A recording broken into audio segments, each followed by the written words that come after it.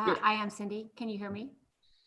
Okay, you've been appointed by the community that you serve to represent its citizens on this board of directors. Your actions as a board member directly reflect on the Unified Fire Authority and the service it provides.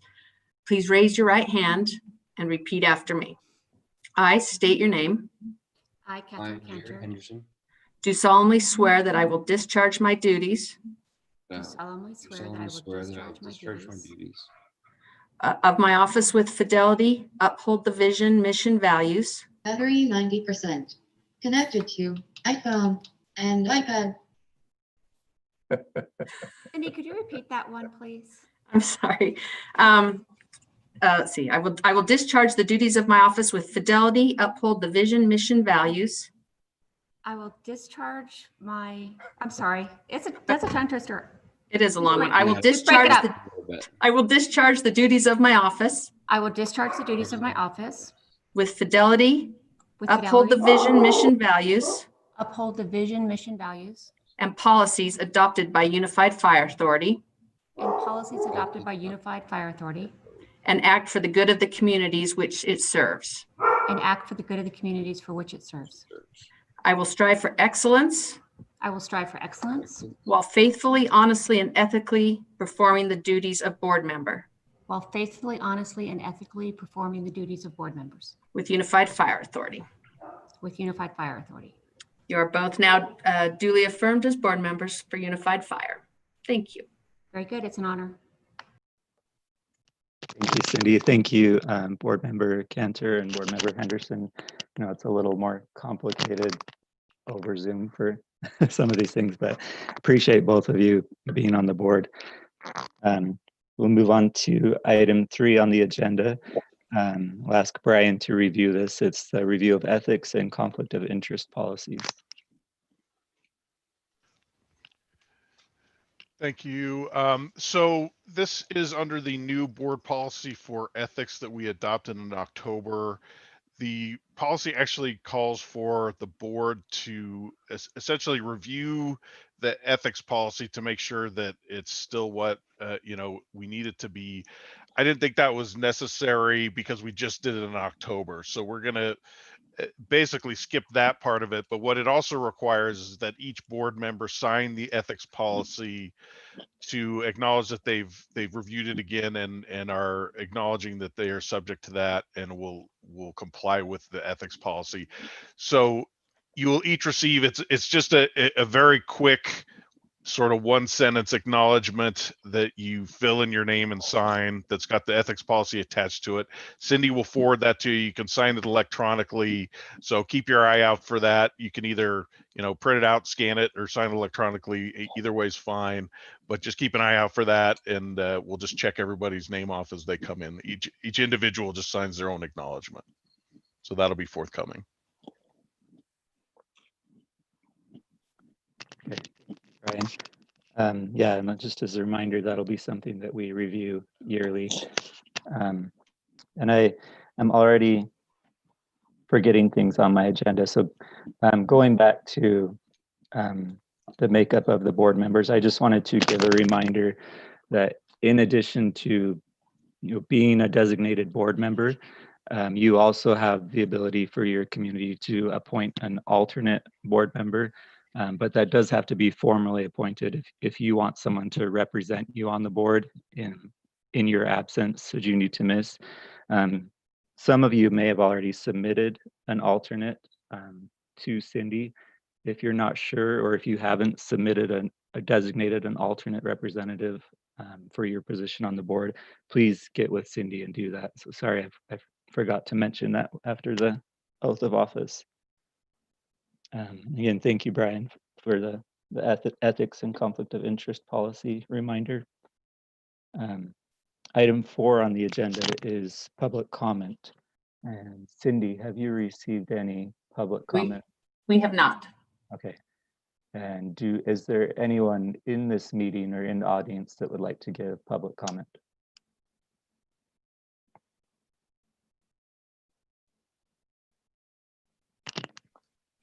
Looks like nope. Okay. Thank you, Pat. All right, we'll go ahead then and move on to item 5 on the agenda, and that's the minutes approval for December 15th, 2020. We'll look for a motion to approve those minutes. Chair Perry, Mayor Peterson, City Collet Heights would move passage of the minutes for December 15th, 2020. Kathleen Bailey, I'll second. Thank you. We've got a motion from Mayor Peterson and a second by Councilmember Bailey. And Cindy will go ahead and do a roll call vote. Bailey, Aye. Bowen, Yes. Bush, Yes. Dolly, Yes. Hale, Aye. Henderson, Yes. Hull, Yes. Cantor, Yes. Knoop, Aye. Overson. Mayor Overson. Perry, Yes. Peterson, Yes. Silvestrini, Yes. Snellgrove, Sondak, Yes. Stewart, Yes. Westmoreland. Yes. Thank you. Thank you. All right, so item 6 on the agenda, this is another annual item. It's discussion of board elections, and I'll have Brian take this again. Thank you, Chair Perry. So pursuant to policy, every year the board elects a chair and vice chair. That doesn't necessarily mean that the individuals who are currently serving change, but we do have to have an affirmative election each year of chair and vice chair. So if anyone has nominations for chair, we'll go with that first. We'll take those from the board. So one comment, if I can, is Councilmember Stewart. I know historically we've had chairs serve 2 years, and I know this is only the first year for Perry, so I would recommend that Perry continue for 1 more year. So we have a nomination of Chair Perry continuing as chair for an additional year. Is there any other nominations? Is there a second to that nomination? I'll second that one. Assuming you want to do it, Alan. Yeah, I'm happy to continue for another year. So without any other nominations, I will take the nomination in second, and we'll do a roll of Chair Perry to continue for additional year, and we'll have a roll call vote on that. Bailey, Aye. Bowen, Yes. Bush, Yes. Dolly, Yes. Hale, Henderson, Yes. Hull, Cantor, Yes. Knoop, Aye. Overson, Perry, Yes. Peterson, Yes. Silvestrini, Yes. Snellgrove, Sondak, Yes. Stewart, Yes. Westmoreland. Yes. Mark Hale, yes, too. I misunderstood my name. No problem. Thank you. So Chair Perry is elected for another term. Congratulations. Do you want to take the vice chair election, or do you want me to do that one too? Go ahead. All right. So same applies to vice chair. So if there are any nominations from the board for vice chair.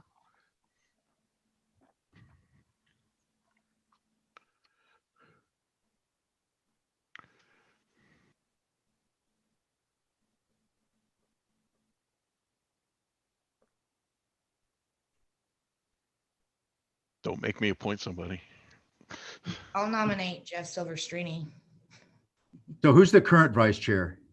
Is it Trish Hall? It's board member Peterson is current vice chair. Okay. Well, I think that we should keep the vice chair in for 2 years as well. And, you know, I think it's been, I don't know if it's whether it's been our tradition to have the vice chair move into the chair position or not, but I'll nominate Mike Peterson for vice chair. I'll second that.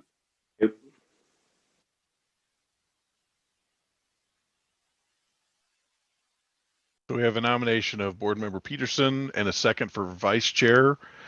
Any other nominations before I close? Hearing none, we'll take a roll call vote on that nomination. Bailey, Aye. Bowen, Yes. Bush, Yes. Dolly, Yes. Hale, Aye. Henderson, Yes. Hall, Yes. Cantor, Yes. Knoop, Aye. Overson. Mayor Overson, I can't hear you. I don't know if your sound's working. Perry, Yes. Peterson. Yes. Silvestrini, Yes. Snellgrove, Sondak, Yes. Stewart, Yes. Westmoreland. Yes. Thank you. So that carries. We have Chair and Vice Chair for the upcoming year. Thank you. Thank you, Brian. And thank you, Cindy. Okay. On to item 7 on the agenda. This is the consideration of board policy on UFA subcommittee composition. This is brought back from last month, and again, I'll let Brian address this. Thank you. So this is the board policy that was in the December meeting for subcommittee composition. So you've looked at this before. There's a redlined version that should be in your packet that contains the change that was suggested by Board Member Stewart, that because the Finance Committee has some independent authority to approve certain transactions between certain budget transactions between different bureaus and categories. And so the redlined language that you see in that particular policy in your packet, that language is taken out of current policy. It's the Exhibit A that many of you have seen before, that authorized that particular power to the Finance Committee that is beyond just recommendation as stated elsewhere for most committees. So that, I think that handled that one change. I can answer any other questions now that you've sort of had a month to look at it, but it's basically a recitation of how our committees work and who sits on them. Are there any questions or comments for Brian? I think it's important to note on that redlined language that even though the committee has the approval, it still reports that actions to the full board. Yeah, thank you. If there's no other questions for Brian, I'll look for a motion on that policy. Chair, I'll move that we approve the policy with the updates as noted. Is there a second on that motion? I'll second that. Jeff Silvestrini. Okay. Thank you. We've got a motion from Councilmember Stewart and a second from Mayor Silvestrini, and we'll have a roll call vote on that motion. Bailey, Yes. Bowen, Yes. Bush, Yes. Dolly, Yes. Hale, Aye. Henderson, Yes. Hall, Yes. Cantor, Yes. Knoop, Aye. Overson, Perry, Yes. Peterson, Yes. Silvestrini, Yes. Snellgrove, Sondak, Yes. Stewart, Yes. Westmoreland. Yes. Great, thank you. Item 8 on the agenda then is the subcommittee member update. So I want to review assignments for those committees. If anyone would like to change or be added to those committees, then we'll do that at this time. As a reminder, the Finance Committee itself has a little bit more of a set makeup of members. So right now we'll just look at the Governance Committee and the Finance Committee. For new board members, I think, Catherine, you know how this works, but for the Governance Committee and Finance Committee, any board member is allowed to be a part of that committee if they would like, one or both. And all of those meetings that are held are public meetings. And so any board member can attend even if they're not on the committee. So currently on the governance committee, we have Bush, Overson, Silvestrini, Snellgrove, and Westmoreland. On the Compensation and Benefits Committee, we have Bowen, Bush, Dolly, Hale, Hull, Overson, Peterson, Stewart, and Silvestrini. So at this time, are there any board members on the governance committee that would like to change, or any board members that would like to add to the governance committee? This is Bowen. Please put me on the governance committee. I attend those regularly. Okay.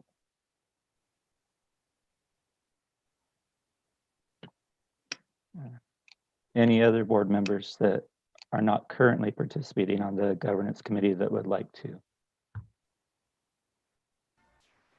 Mr. Chair, this is Catherine. I would like to serve on the governance committee. Okay.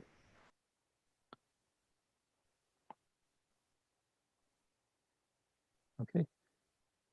All right, then we'll go ahead and reappoint board members Bush, Overson, Silvestrini, Snellgrove, and Westmoreland, as well as add Council Member Bowen and Deputy Mayor Cantor to the governance committee. Okay, and then we'll go ahead and review the compensation and benefits. Are there any board members that would like to change their representation on the Compensation and Benefits Committee or be added to that committee?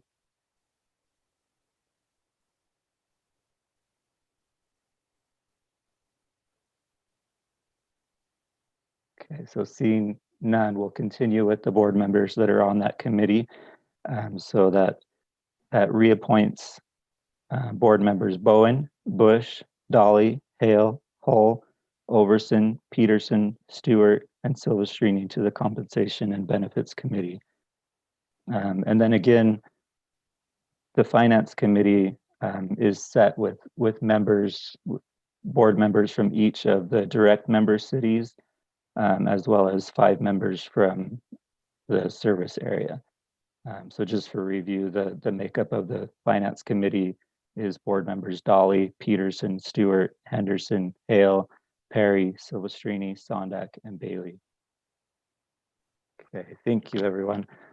I'm seeing a note from Sam Clem that it looks like Dia Theodore will now be the county council representative. I'm assuming in place of council member Snellgrove. And so that may necessitate a couple updates next month, maybe.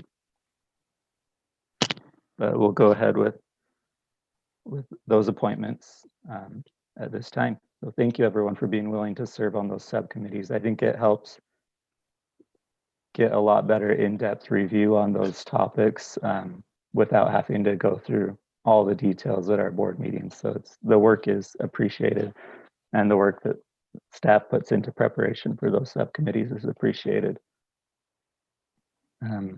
We'll go ahead then and continue on to the consent agenda, and I'll ask Tony to address the review of December disbursements. Thank you, Board Chair Perry, board members, good morning. I just wanted to point out quickly just one item. You can see we're on page 11 in your packet. The very first item on the disbursements for December, 2.8 million. That is the large lease that UFA entered into in 2015. We've been talking a lot about this in planning and budget for future years. And so just wanted to point that out. This is the second to last payment on this lease. We'll make one more next December, and then that lease will be fully paid off for the apparatus and equipment that was purchased back in 2015. Other than that, the rest of the disbursements are pretty standard. Happy to answer any questions prior to approval.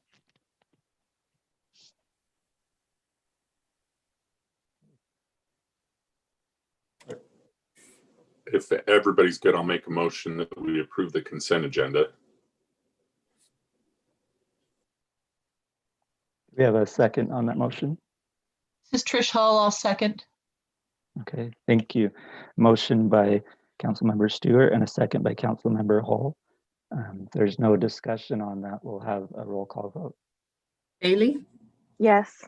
Bowen, Yes. Bush, Yes. Dolly, Yes. Hale, Aye. Henderson, Yes. Hall, Yes. Cantor, Yes. Knoop, Aye. Overson. Aye, can you hear me now? Yes. Thank Perry, you. Yes. Peterson, Yes. Silvestrini, Yes. Sondeck, Yes. Stewart, Yes. Westmoreland. Sorry, yes. Thank you. All right, item 10 on the agenda is the committee updates. Chair Dolly, is there any update for the Benefit and Compensation Committee? You know, I don't think so. I talked to Chief Peterson just briefly.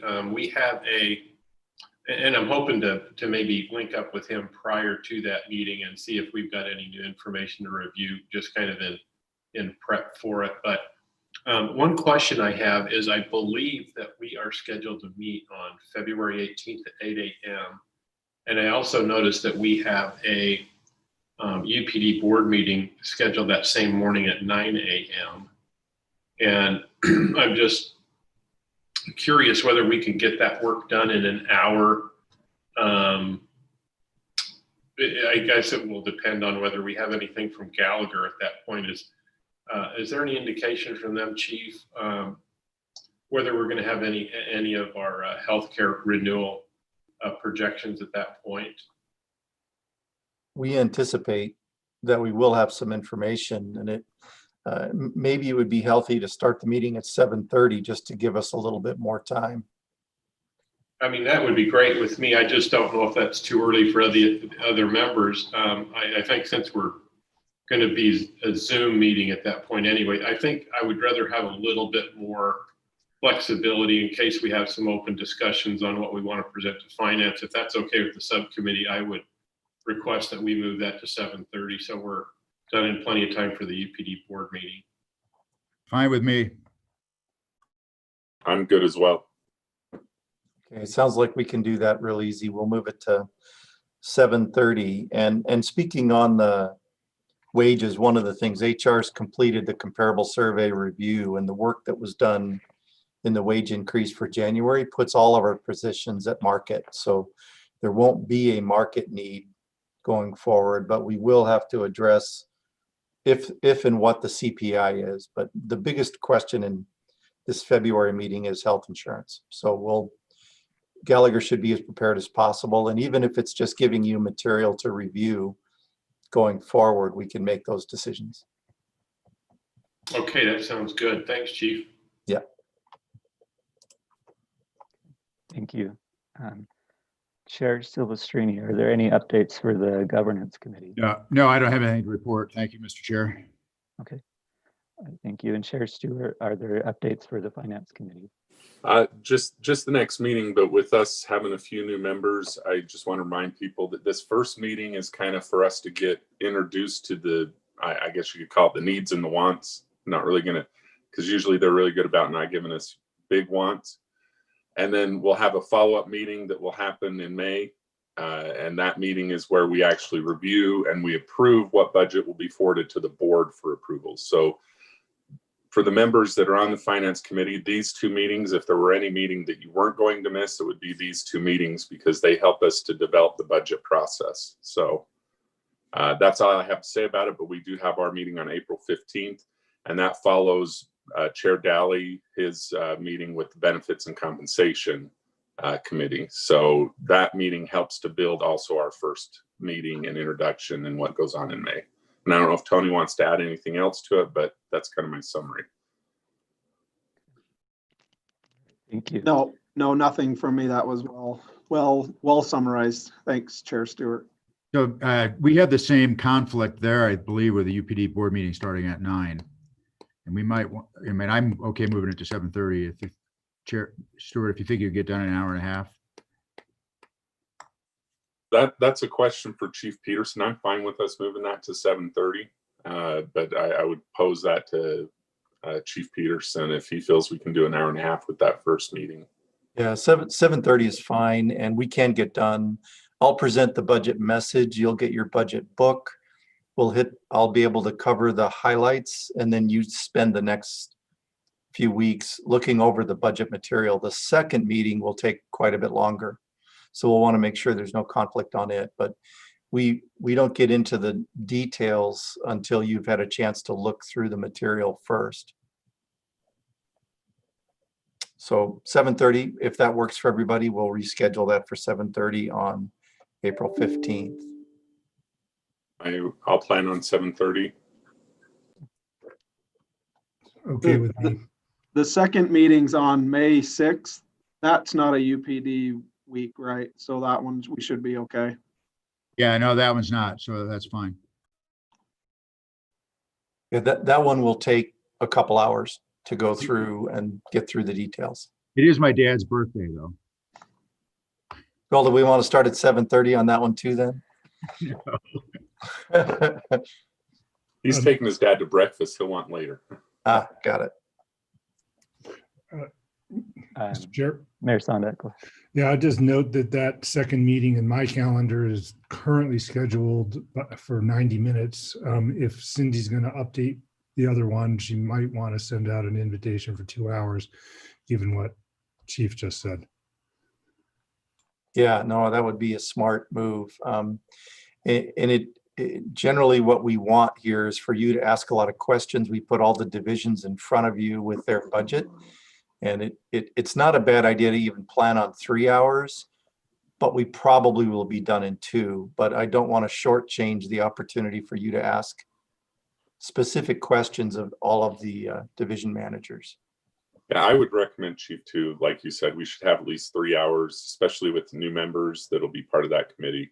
It'll be important for them to understand what we do.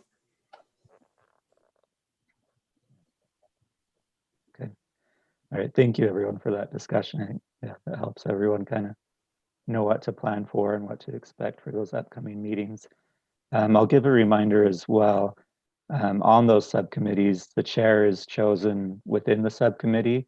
It doesn't hurt at your next meeting to review that appointment and make sure the chair is still willing and able to serve, or if the subcommittee desires any change there.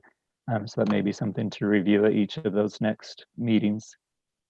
Okay, and item 11 on the agenda is the quarterly financial report, and this is Tony.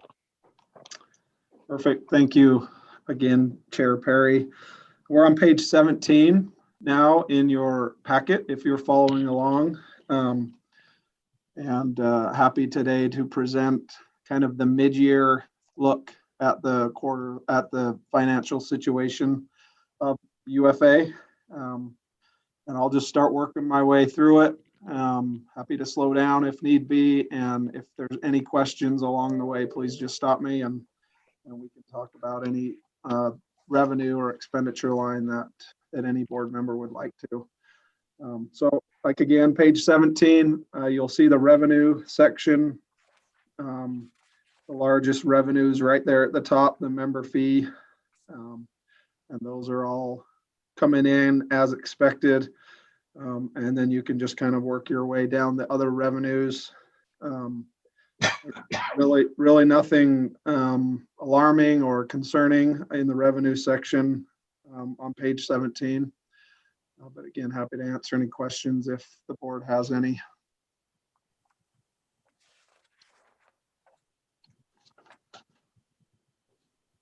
If not, we can turn to the next page, page 18. The very top of that is just a few lines of carryover from the revenue there, the fund balance transfers. None of those have taken place yet, but they're budgeted to happen throughout the year. The next 2 pages is where you'll see the expenditures for the general fund. Of course, the very top there is the largest expenditures, the personnel. And those are are coming in, as we've talked a lot about at every board meeting probably this year. The overtime is a concern, and I know Chief Peterson has that to talk about in more detail later on in the fire chief report, on how we on some ideas on how we can address the overtime. The COVID leave has obviously caused some expenditures to be increased there above budget. Then really the next, like I said, the next couple of pages are a pretty detailed breakdown by category of the rest of the expenditures, the operational and capital expenditures. And again, no major concerns there either. So happy to answer any questions if there are any.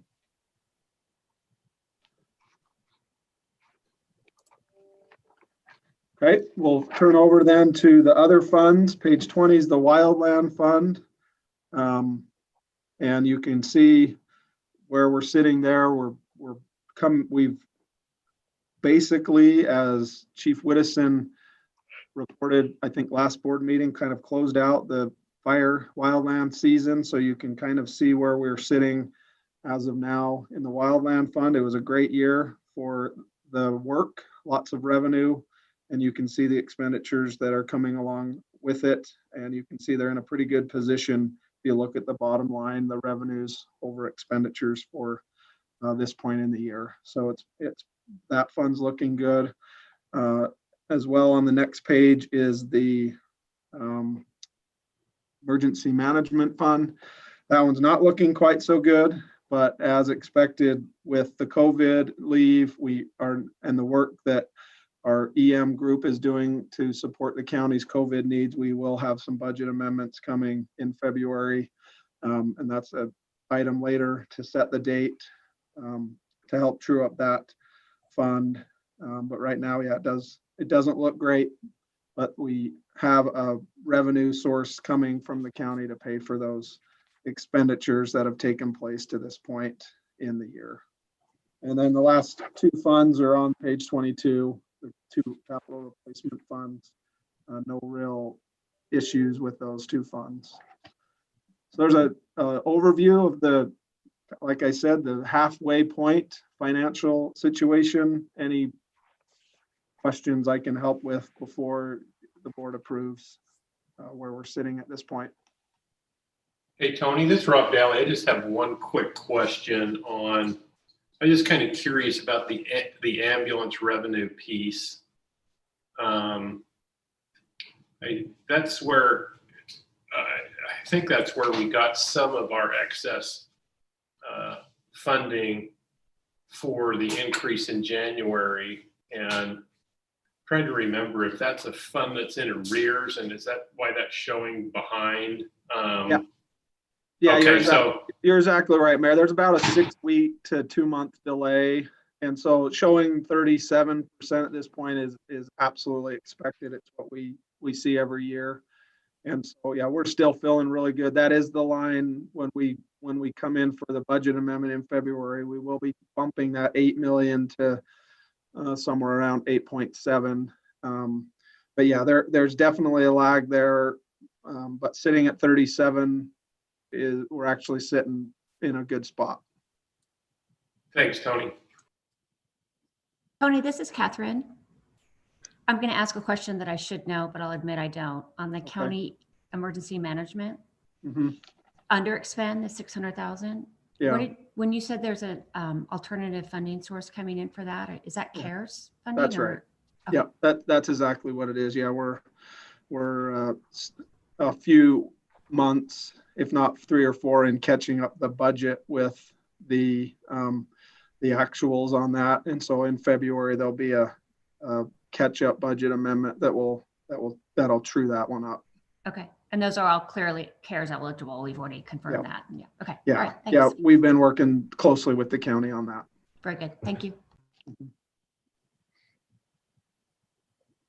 Mayor Sonda, go ahead. Yeah, Tony, feel free to just tell me that this is a conversation that I should have with you directly and not in this context. But at the very top of this, we had it worked out pretty well for Alta with the CARES Act, because we were in 2020, we were still a direct contracting member. How did it work out with the UFSA members in terms of the CARES money? Yeah, we had some UFSA members that were able to provide additional CARES funding. So the first wave, every member, UFSA or direct member, provided CARES funding, and that was that first 630,000. And so all members participated in that. Then we realized that we were spending more than anticipated, and we asked for that second wave kind of at the last minute. And some members, direct and UFSA, still had CARES available, and they were able to provide those to UFA to help offset some of our COVID costs, and others had already spent their CARES money. So it was a mix, whether you were a direct member or a UFSA member on the CARES participation.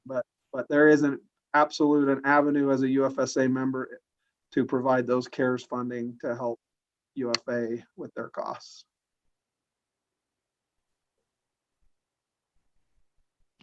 Thanks.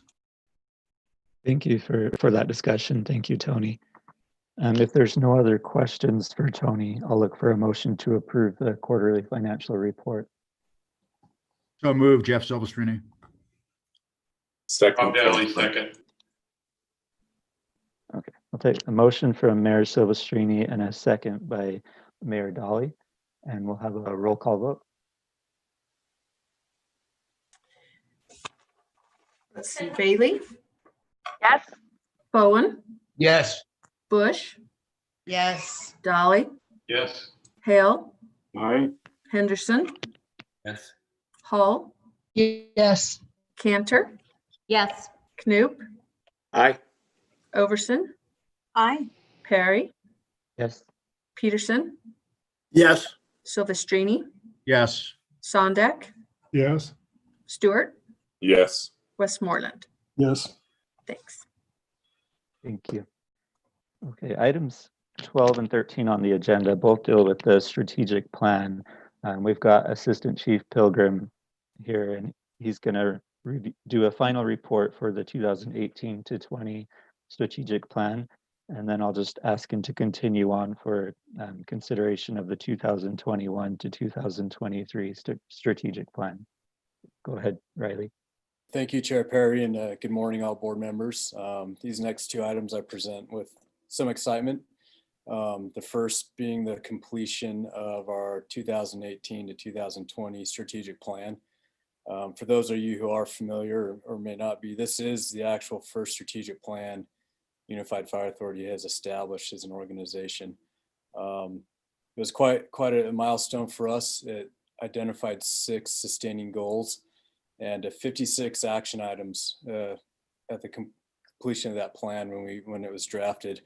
Never having one of those in an organization, that many of these goals, and especially the initiatives or action items, were somewhat lofty in some ways, but very achievable and very important for our organization as well.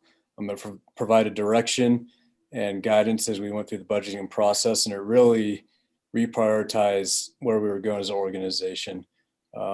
It was a great success when we dug through our current plan that we're about to complete.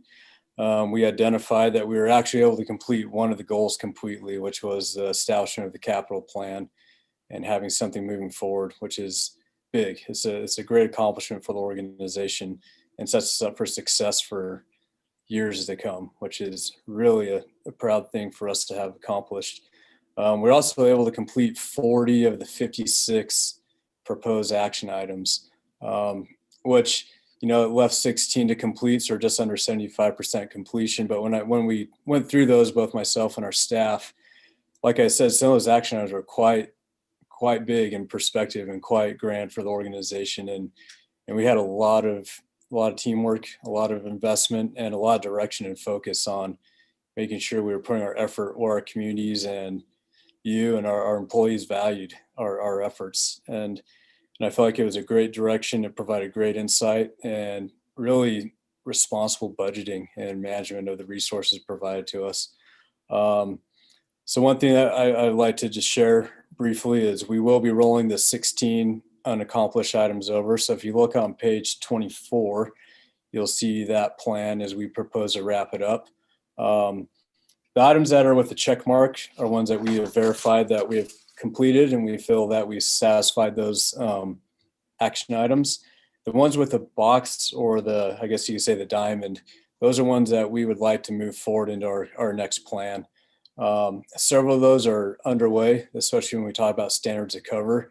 That's been a great task and a great objective for us to be working on, and we're very close to completing that as well and having that ready to go for this next strategic plan. Chief Higgs and the operations group have been working really hard on that.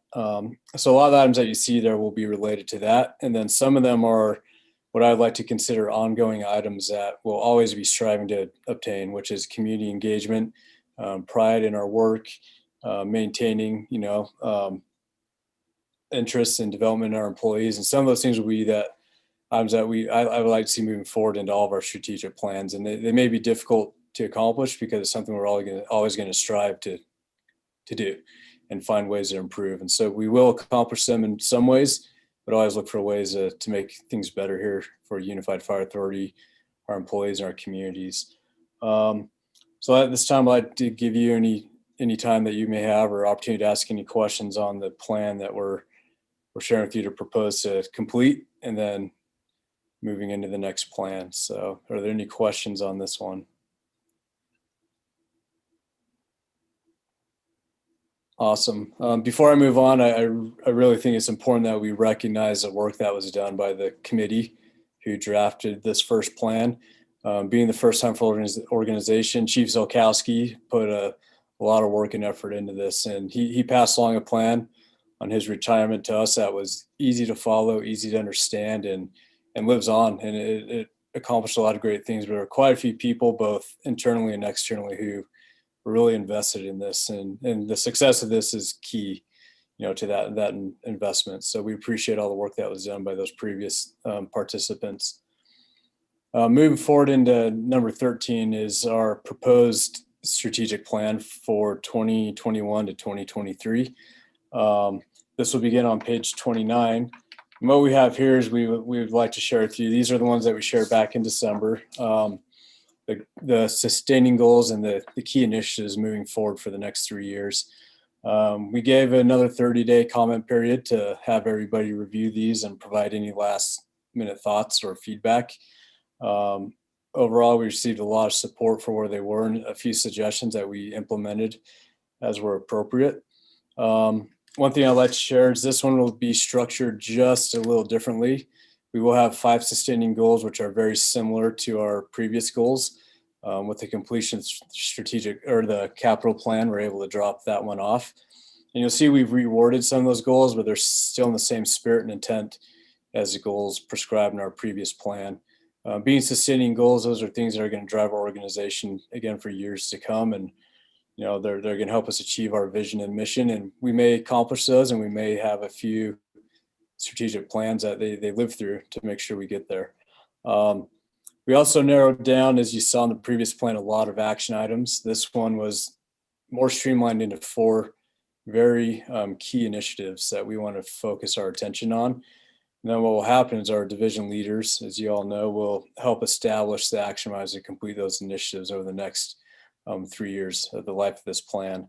Those will again drive the budget process, and we've gotten that experience and that, the knowledge of how that works. And I feel very confident these are on point and on target, where, the feedback from our external and internal participation really provided the insight on these.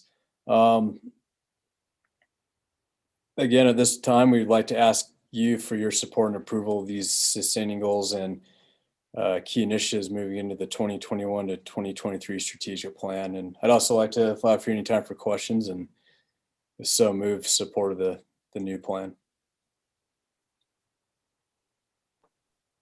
Thank you, Assistant Chief Pilgrim.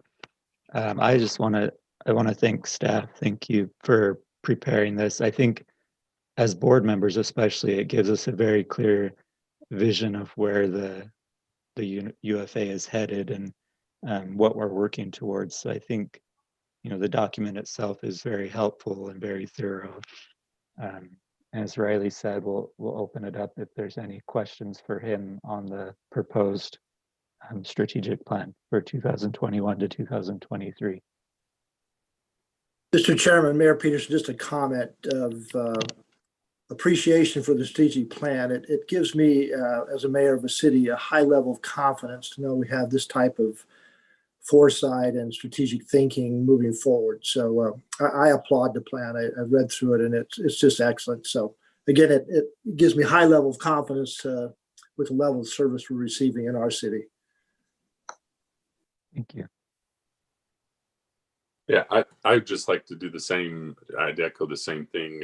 Going through this process twice now, seeing the results of the first, it gave direction, which I really appreciate. I also appreciate the receptiveness of feedback. Especially like in the branding category with the new goals, that was something that I know our city had been concerned with, and so I just appreciate how we're showing what a true strategic plan is that has a level of flexibility in it, but also sets those priorities for everyone. So I do appreciate it, and I appreciate like what Jay, did before Chief Zilkowski, and how Riley's carrying that forward. Thank you.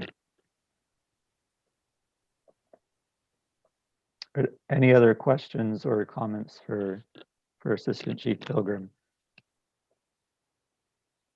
And And Chair Perry, if I may, real quick, I would like to also thank those who participate in this process. We had a strategic planning work group comprised of different members of the organization. Then really the participation you all put into this is our communities. We value that feedback. It's critical to us to really consider, and it's important to us that we recognize those requests as Board Member Sheldon or Stewart shared. Is we want to be responsive to those requests and those things. It's important to us, and we acknowledge that and really value the participation and honest feedback you all provided to us. So thank you.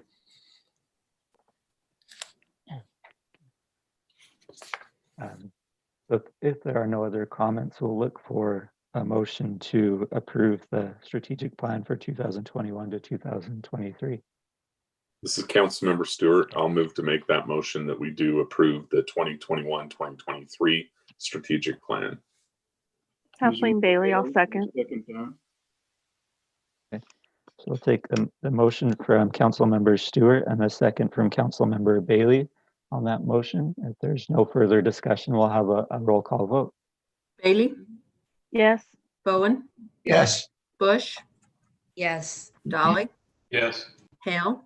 Aye. Henderson? Yes. Hall? Yes. Cantor? Yes. Knoop? Aye. Overson? Yes. Perry? Yes. Peterson? Yes. Silverstream? Yes. Yes. Sondeck? Stewart? Yes. Westmoreland? Yes. Thank you. All right, item 14 on the agenda.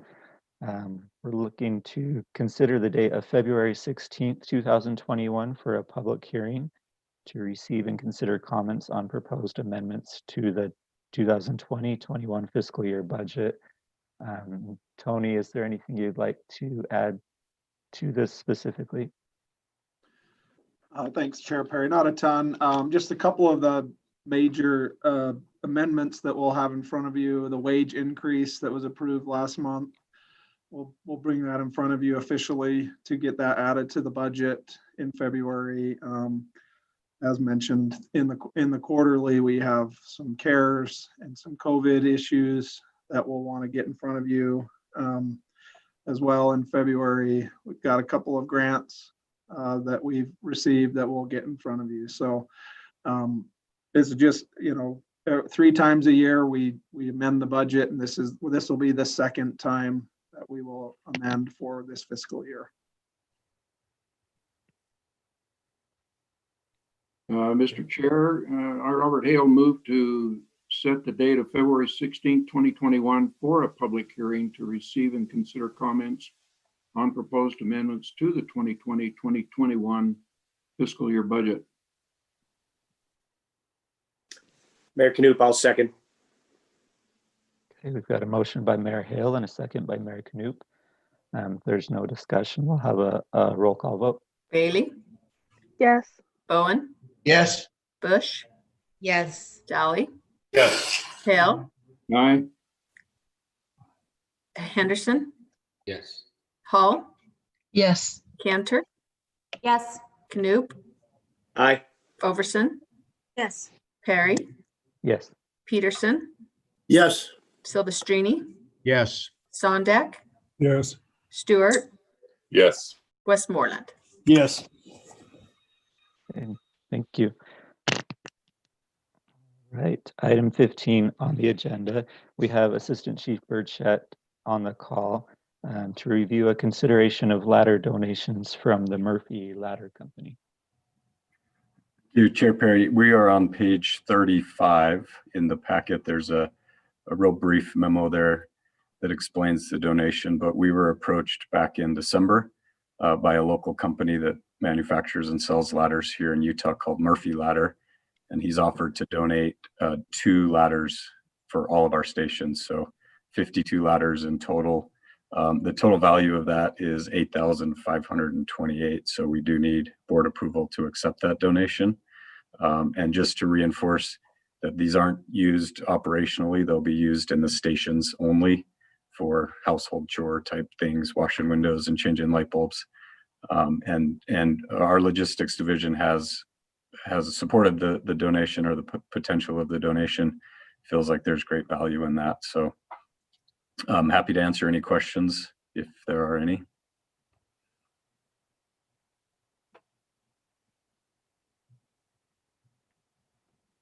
If everybody's good, I'll just make a motion that we accept the donation. Mayor Bush was Mayor Peterson enthusiastically support that motion. Okay, so thank you. We've got a motion by Councilmember Stewart. I'll take the second from Mayor Peterson, and we'll go through a roll call vote. Bailey, Yes. Bowen, Yes. Bush, yes. Dolly, Yes. Henderson, Yes. Hale, sorry.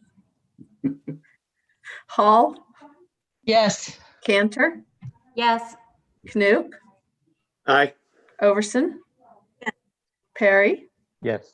Peterson, Yes. Silvestrini, Yes. Sondak, Yes. Stewart, Yes. Westmoreland. Yes. Great, thank you.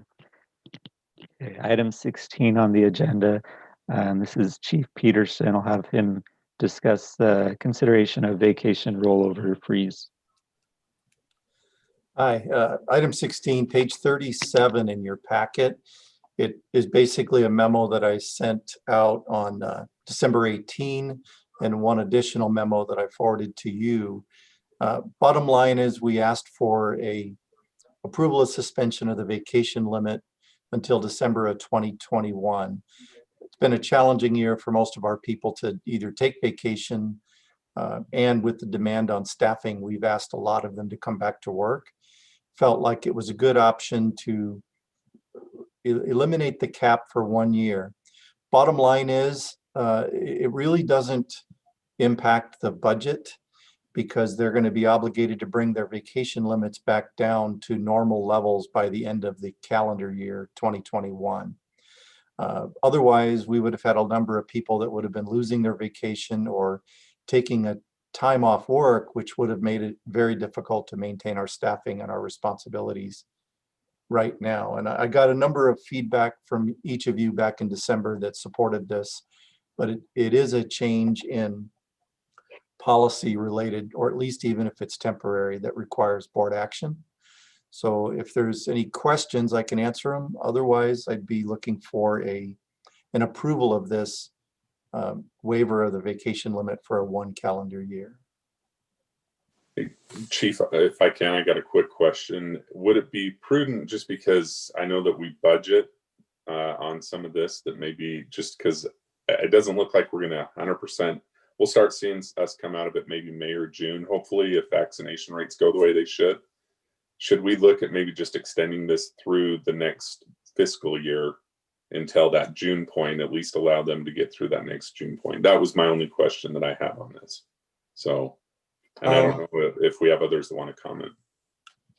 Yeah, my comment to that would be the only fiscal impact might be a few people that retire with a few extra hours on the books. I think I'd like to look at it again in 6 months, and if we need to extend it to the fiscal, I would. But right now, we've let everybody know that the calendar year is their target. Start using it and space and pacing yourself with it. We could go another 6 months, but I think we're going to be okay in 2021. But maybe in 6 months we could review it.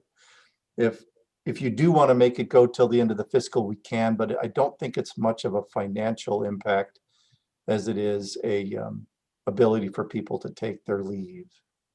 Okay, I'll just make a note then that we should consider reviewing this again depending on the outcome through the rest of this year.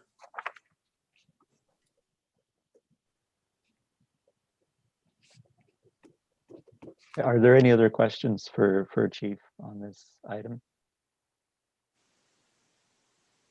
Hi, Mayor Knoop. I'll make a motion then that we approve this. We approve the rollover vacation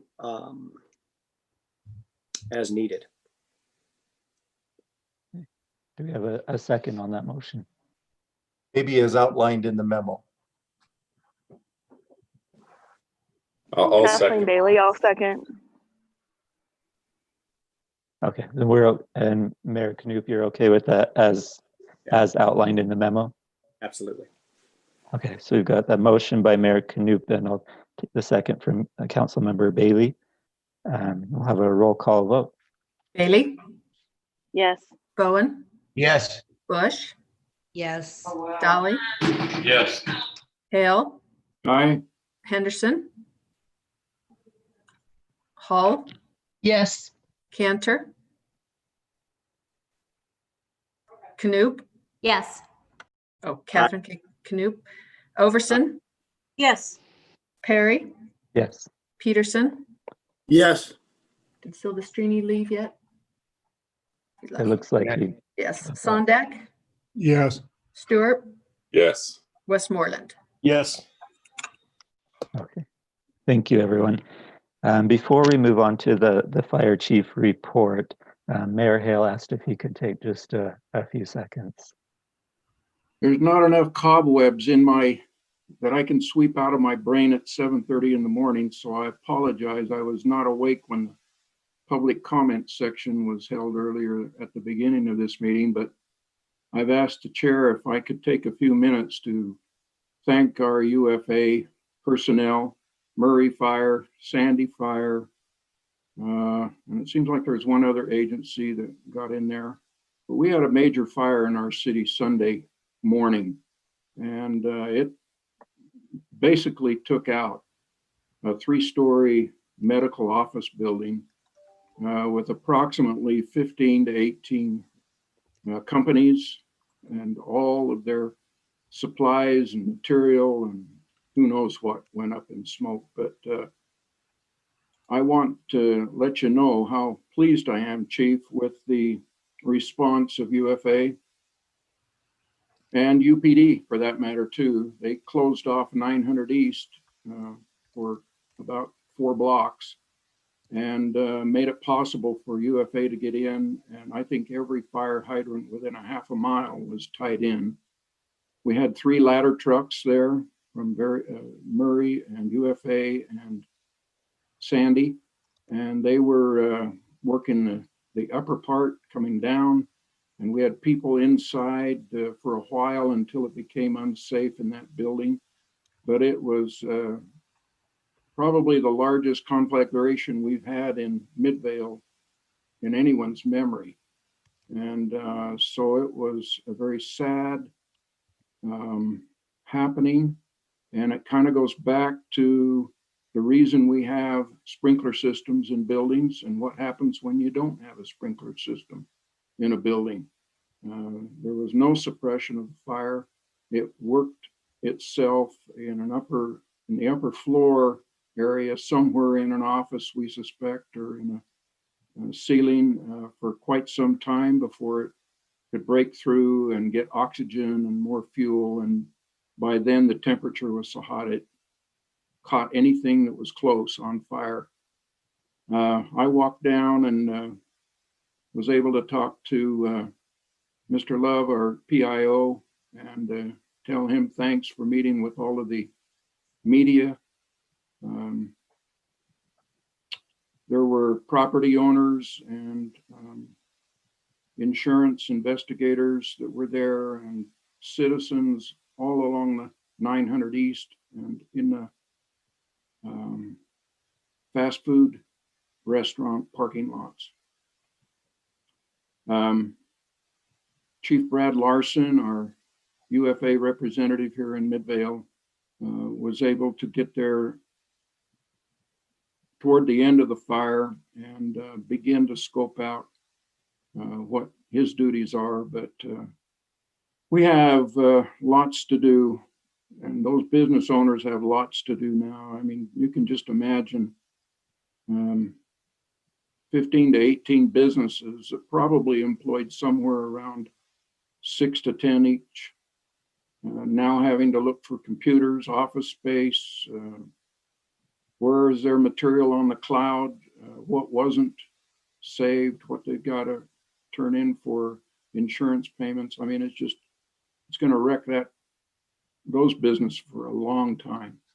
But UFA did marvelous in doing the absolute maximum to contain it. The building actually had an annex that was spared by their quick action. And even though there might be water and certainly smoke damage in those offices, it was not in the fire. It was well contained there in a breezeway between them. So, Chief, I just want you to accept my thanks from Midvale City, and would you pass those congratulations on to those great team members that participated. Thank you all very much. And this is why we have a UFA.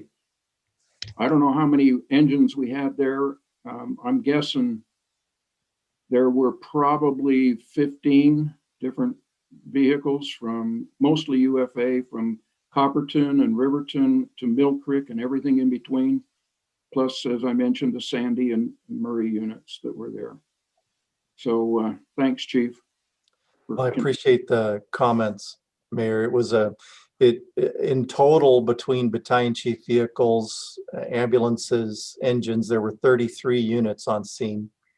Like you said, aerials, engines, making that happen, and also, like you indicated, there were no sprinklers in the building, nor was there an alarm system. And the first report was from someone who had finished working out that morning, smelled smoke, looked back and tried to figure out where the smoke was from before the entire attic was really already pretty well involved by that time, which made it difficult by the time the first crew arrived. Our first crew got in, did a great size up, positioned on the back side of the building, and then realized that the key at this moment was to keep the fire from the annex portion that was connected by an atrium, and engaged pretty heavily interior to make sure that the opposite side of the building was going to be okay.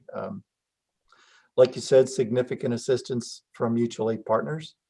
And then as covering it, we were running between 9 and 10 calls throughout the incident in the other parts of the UFA and in the valley. So it was part of the systemic plan that we have in place of working well with all of our neighbors. That's been very good. I did also meet with the building owner and the cleanup crew the next day, and they're pretty optimistic about the annex being able to reopen soon, because like you said, it was smoke and water, and they were already actively working on that space to make that fit. It's amazing what just an alarm system could have done here, because if smoke had been noticed to us an hour earlier, maybe it could have been simple. If sprinklers were in the building, it could have been 2 or 3 companies clean up a little bit of water, and been back in service within a few days. It's such an impact. And as we'll talk a little bit about legislative issues, those are some things that we continue to want to talk about, making sure that our plans review group doesn't allow buildings that bring the public together to operate without a few more options for sprinklers and monitoring equipment, because now we have businesses that are going to struggle to reopen after a fire. Yeah. But appreciate your comments very much. Thank you, Mayor Hale. Chief, go ahead and continue on with the fire chief report. All right, I have a number of things to kind of walk through here. I'll start with 17A related to the continuity of ops, staffing, and COVID. So I'll kick off with vaccines. So as of now, 477 of our people have received the first dose, and we're going to start with the second dose here on the 26th. A really positive number for us is the fact that 94.6% of the people at UFA who have been offered a vaccine accepted it. A very high number of confidence for us. We scheduled all of our crews in for the vaccine, and they either took the vaccine or signed a declination. They couldn't just not show up. So we know that that's in that space. We have about 136 left. Some of those are civilian that work closely with the operations. Some of those are people who were gone that week, the times. Others, we have 84 people that were tested positive with COVID, and if they can't take the vaccine within 60 days of their last range of symptoms. But this will make a tremendous difference for us moving forward, the fact that our employees are taking the vaccine. That will help us immensely. On the COVID itself, the admin leave, I think, has made a difference and allowed us to maintain our staffing like we've talked, but it's been a major impact.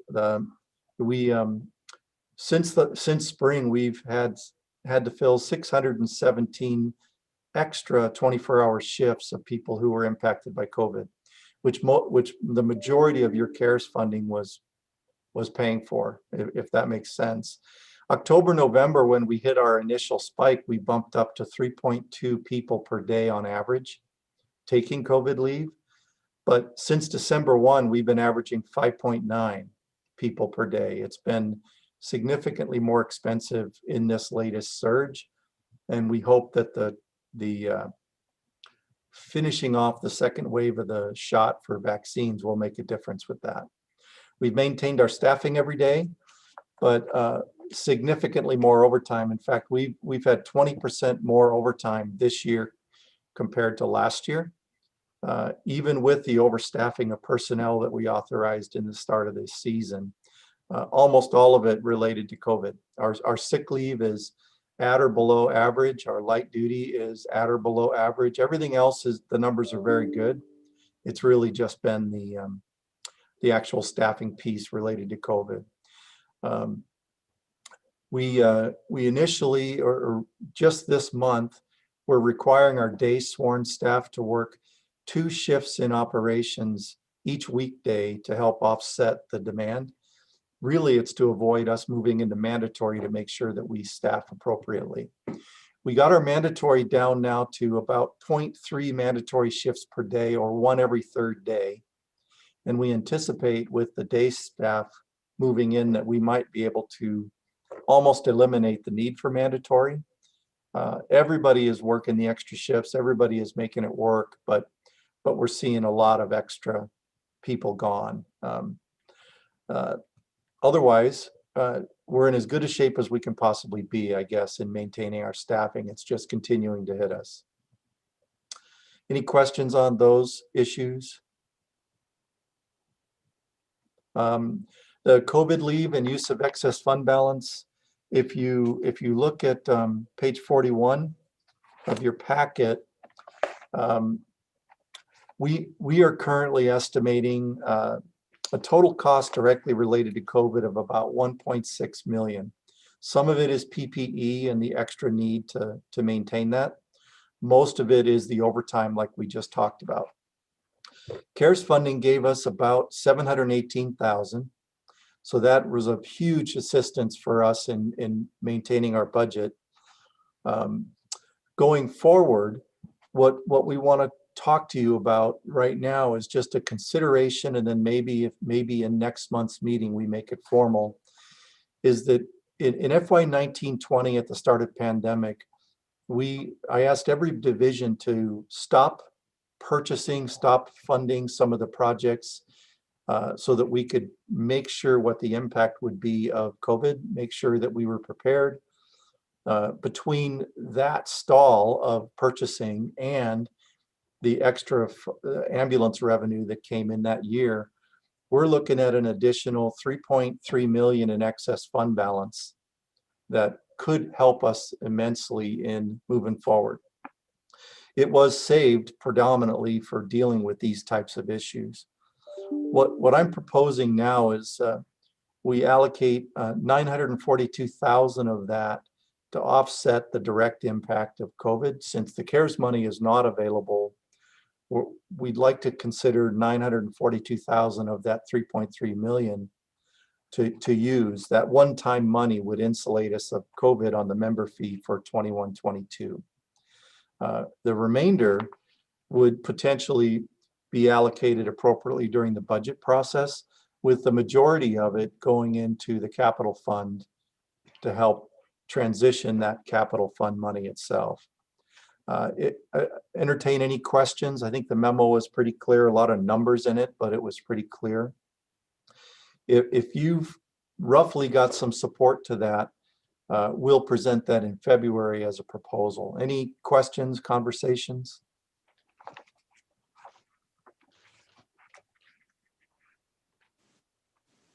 Chief, I'd say this is the way to go. This is why we built up this fund balance. And if there was ever time to use it, it's now. Okay. Chief, this is Catherine. Yes. Will there be consideration of refunding those projects that were stalled?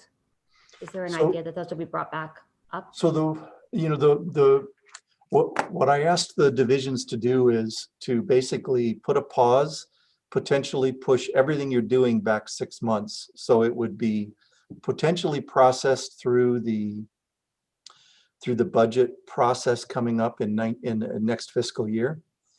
But one option that you may see me present is take a little bit of that and provide some one-time project money available from the excess fund balance that doesn't change the operating budget. I don't want to depend on this one-time excess for any operating revenue or any operating expenses.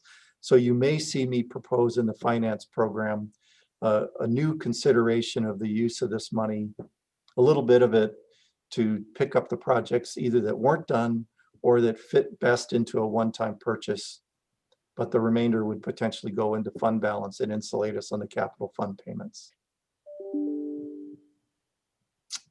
Other questions? Okay, with that, you'll see a more formal proposal in the next meeting relating to the budget hearing. Appreciate your thoughts on that. Another issue is 17C on the agenda is mobile data terminals in the ambulances. MDTs, mobile data terminals, allow our responding units to communicate with CAD without using the radio. Engines, trucks, and battalion chiefs have all had MDTs for a while, but the ambulances and a few other responding units were never given those MDTs. We were doing everything on the radio realistically, and with the move to Versaterm and the desire for a more silent transmission of information, our ambulances currently have one tablet that's available for the medic and no MDT on the ambulances. We're planning a proposed budget for next fiscal year to replace those and install those. However, we might want to consider and looking for your feedback on the option to potentially install 16 of those early to get the ambulances up and running on their MDTs. It would offset the capital cost next year and give us a chance for IT to pick their favorite computer to use and test it out a little bit in the ambulances prior to replacing the entire fleet of MDTs that are in need of replacement at this moment in time. But basically, we need every rolling stock responding now to have an MDT where we really didn't before. And what this does is it allows us to clean up a lot of the radio traffic on incidents and allow the computers to update status and change information back and forth routinely.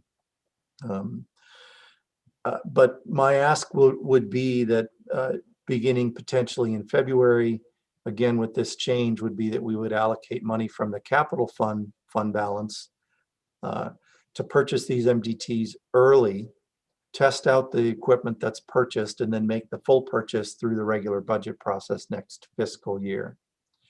Any questions on this discussion?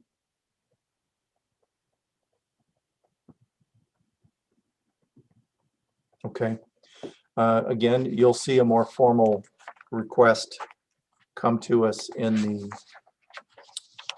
next month's meeting. And it's 16 of those particular MDTs would be needed.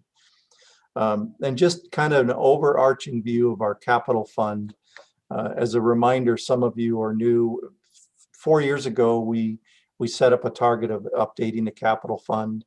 Our goal is to keep as much funding in there as possible so that we can make our payments and cycle our notes.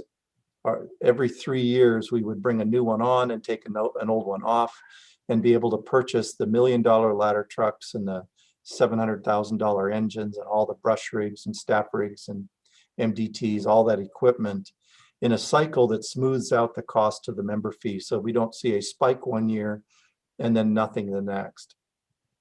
We're in a really good spot this year. We're budgeting for ending fund of about 3.4 million in the capital fund and may increase to as much as 5 million by FY 2021. We'll see a third lease replacement next year, which adds 1.7 million to the budget.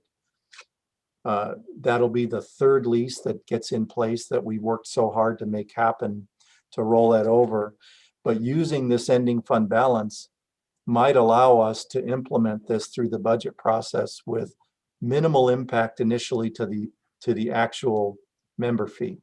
So you might see us be able to make that first year's payment with an only maybe 200 or $250,000 increase in the member fee, and then slowly grow that to balance what the full payment is using the fund balance that we get.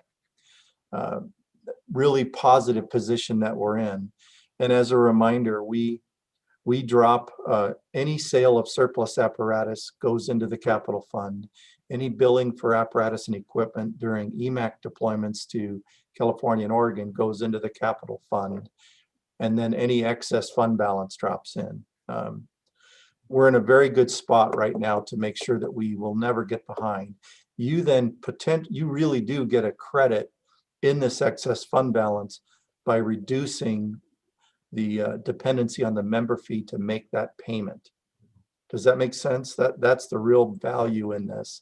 And we'll be proposing to bring all of those payments over to the capital fund completely so that we can define the amount of transfer that comes from the general fund each year. Any questions on that? As a reminder, as kind of a refresher. I know Councilman Stewart worked a lot with us on getting this capital plan kind of in place.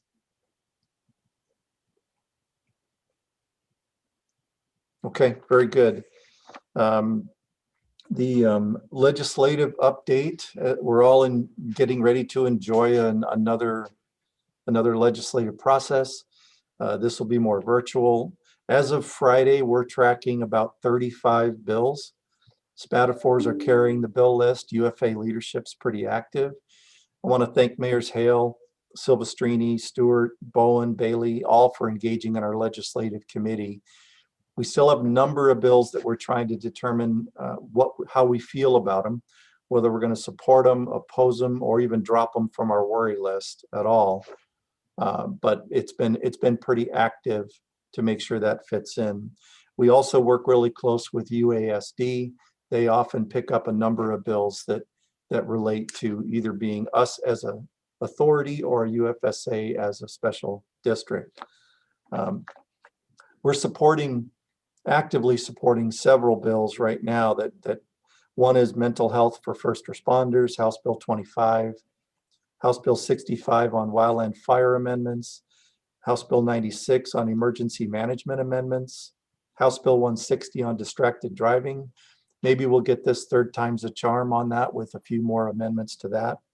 Senate Bill 23 on an emergency task force that would allow our Utah Task Force 1 to work supported in Utah. And Senate Bill 33 on Uniform Building Code amendments. We're currently in a spot on House Bill 98 to oppose. That's some local government building regulations. It actually could impact our ability to review and inspect fire protection systems, just exactly what we talked about in Middale with that fire. This could eliminate our involvement a little bit in plans review, which is not something that we're going to be able to support. Others are in review or monitoring. If there's some in your city that you think that we should be more aware of, please let us know. When the latest updated spreadsheet comes in, I'll push it to the full board, but we're going to really focus on those that have joined in on the legislative committee. And if anyone wants to add themselves to the legislative committee, all it is you'll get a few more emails, a chance to weigh in on the UFA thoughts and stratus. Just shoot me a note, let me know, or tell me now, either way, and you'll be included on those emails. Any questions legislatively? Chief Peterson, this is Trish Hull. I'd like to be included on those, please. Okay, we will add you to that list. But again, I really do stress that there's been a number of times when we've been able to partner with a specific city or township on an issue that can relate into the UFA, and it sometimes ends up being a positive thing for a uniformed person to support the action that's happening. And I have about almost all of our divisions are involved, and they'll be testifying up on the Hill on several issues routinely directly with the Spatafours, giving them the support. Hey, Chief, really quick, just going back to HB 160, this is the bill that I've probably talked about every year that it's come up. Yeah. And I did notice a good movement in the manually manipulated language. I think that's the language that I kept saying that needs to get thrown in to get this over the top. So I think that my gut tells me that I think this one will go through now, because it's just basically still allows somebody to bring the handset up to their head. Maybe in the future we'll get to a spot where that doesn't happen, but I just think in that situation I explained in the past, that's probably what's held a lot of people up. So I have good hope for this now. Yeah, me too. Me too. And third time might be a charm on this particular issue. We'll keep going through it. It's been a good process. Hopefully this year it's done in that way, right? The last one sits out on page 43 in your binder, and this is really our accomplishments and our wicked issues for 2020. So we look at this each year. You'll see some posters get made up. We'll ask you to put them up in your municipalities. They'll be up in all our facilities. It's really just a pause to realize that even with COVID, we actually got some things completed this year, and we moved a few things forward. Some of the highlights out of this list: we survived COVID with a continued service to the public. We improved our ISO rating from a 3 to a 2. You saw us utilize Dark Horse software for a lot of analytic work. We adopted the new board policies. You approved full-time firefighters, and by the end of this fiscal year, all 9 of our 24-hour ambulances now will be staffed with firefighters. We adopt a fitness standard for firefighters. In our capital plan, we budgeted over $800,000 to transfer to the fund. Another $550,000 went in from the sale of equipment and EMAC deployments. We received $1.9 million for a grant for earthquake mitigation. We started designing and costing out the station construction for UFSA. We purchased a home through UFSA to operate out of 112 during the construction of 112. In culture and pride and ownership, we brought in a professor from UCLA to do some compassionate leadership. We continued with our communication to all of the field and station visits, videos, highlights, definitely seeing a pride in the organization related to this. Professional development, we did a captain's boot camp. We have 6 firefighters attending medic school. We promoted 2 assistant chiefs. In our stakeholder engagement, we improved our municipality report through Intera, and now you're starting to see some even more custom things that you can include in your packets.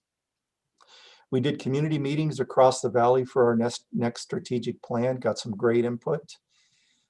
We did some really unique work with station tours in connection with the public during pandemic. Who'd have thought we would be doing drive-by birthday parties prior to this, or drive-by station tours or virtual station tours to stay connected. In our investment in the employees, we adopted a new health and wellness officer who's been very active counseling our people.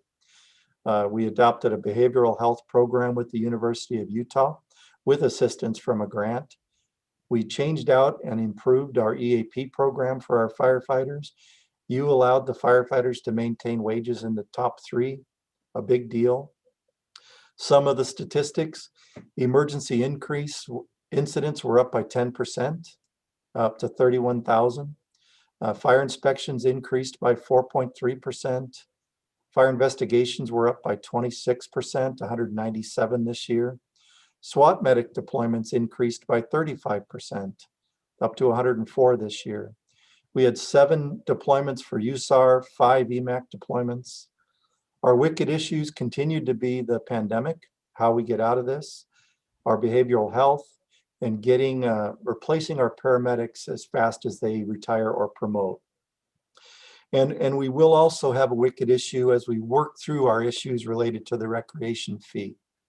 We need to find a good spot that provides the value to Salt Lake County on the recreation fee. Our key initiatives, we get the strategic plan and standards of cover working forward. We continue with our regional response, the value of a drop border response, and working with a new and improved VEC. We support the UFSA construction and the Harriman construction of a fire station, and we increase our numbers of paramedics. Those are what we saw as realistic accomplishments and initiatives for the coming year. I really am proud of the staff working very hard to make this, to bring you the value and improve life for the community that we serve. That's my full report. Sorry to take as long as I did on that. Any questions?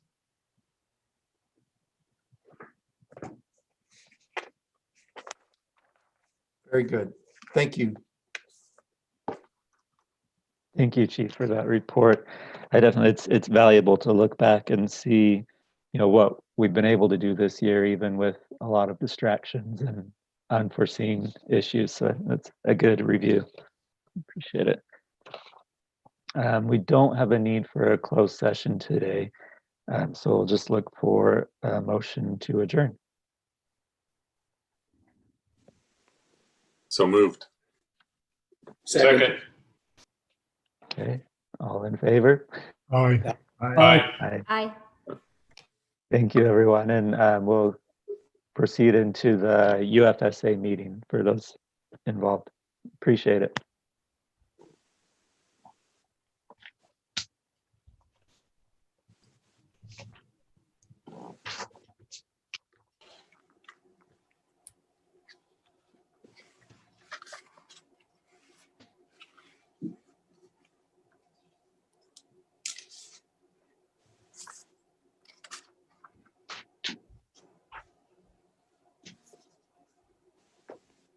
Mr. Chair, this is Catherine.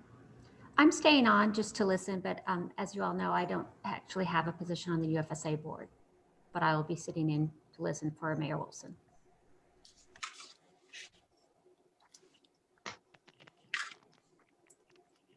Can you all hear me?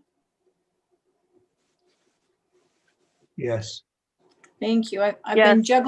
been juggling devices. I think I've got the right one now. So Cindy, are you ready? Yes. Patrick's ready to go. I'm good. Great. Then I will call this meeting to order of the Unified Fire Service Area. It is January 19th, 9:04 a.m. Let's begin with a roll call. Let's see who's here, if you wouldn't mind. Bailey, Here. Bowen, Here. Bush, Here. Demon, Hill, Here. Hall, Here. Knoop, Here. Overson, Perry, Here. Silvestrini. Is he not back yet? No. Snellgrove. He's not here. Sondak, Yes, here. Westmoreland, Yes, here. Wilson. Thank you. Okay, we will begin this meeting with the oath of office for new board members. Cindy, have we got new board members? Yes.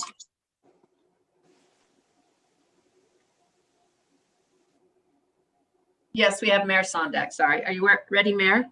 Yes. I am. I'm here. Okay. I got your email.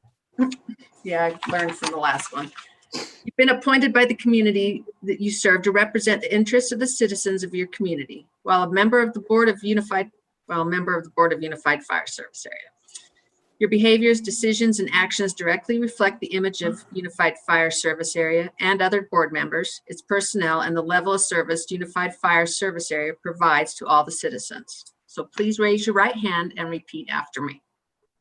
I do solemnly swear that I will support, obey, and defend the Constitution I do solemnly swear that I will support, obey, and defend the Constitution of the United States and the Constitution of the State of Utah, of the United States and the Constitution of the State of Utah, and that I will discharge the duties of my office with fidelity. and that I will discharge the duties of my office with fidelity. I will uphold the vision, mission, values, and policies adopted by Unified Fire Service Area. I will uphold the vision, mission, values, and policies adopted by a Unified Fire Service Area. I will act for the good of the communities of which I serve. I will act for the good of the communities of which I serve. I will endeavor for the preservation of life and property. I will endeavor for the preservation of life and property. And I will strive for excellence while faithfully, honestly, and ethically I will strive for excellence while I faithfully, honestly, and ethically perform the duties of board member with Unified Fire Service Area. perform the duties of board member with Unified Fire Service Area. You're duly affirmed as a board member for Unified Fire Service. Thank you. Congratulations. Thank you, Mayor. Agenda item number 3 is public comment. Cindy, have you received any comments? No, we haven't. And is there anyone here that would like to make a public comment? Then we will move to agenda item number 4. This is approval of the minutes of December 15th, 2020. It's page number 1 in your packet. Madam Chair, I move that to approve the minutes of December 15th, 2020. Madam Chair, I'll second. Dan Knoop.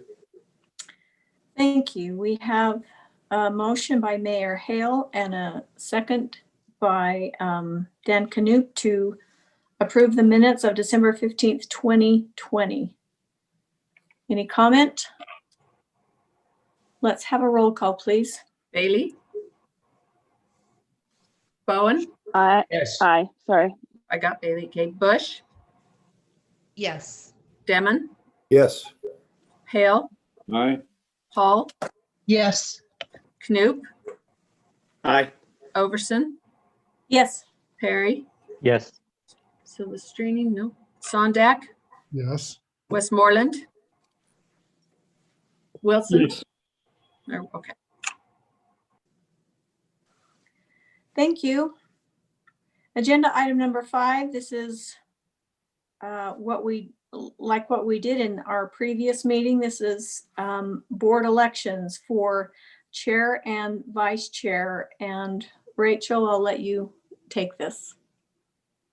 Yeah, thank you, Mayor Overson. Similar to the last meeting, we just need to elect or reappoint the board chair and vice chair.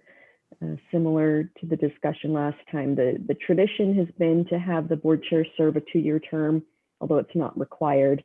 Mayor Overson has just completed her first year, so according to that tradition, she would be doing it again, but again, like I said, not required.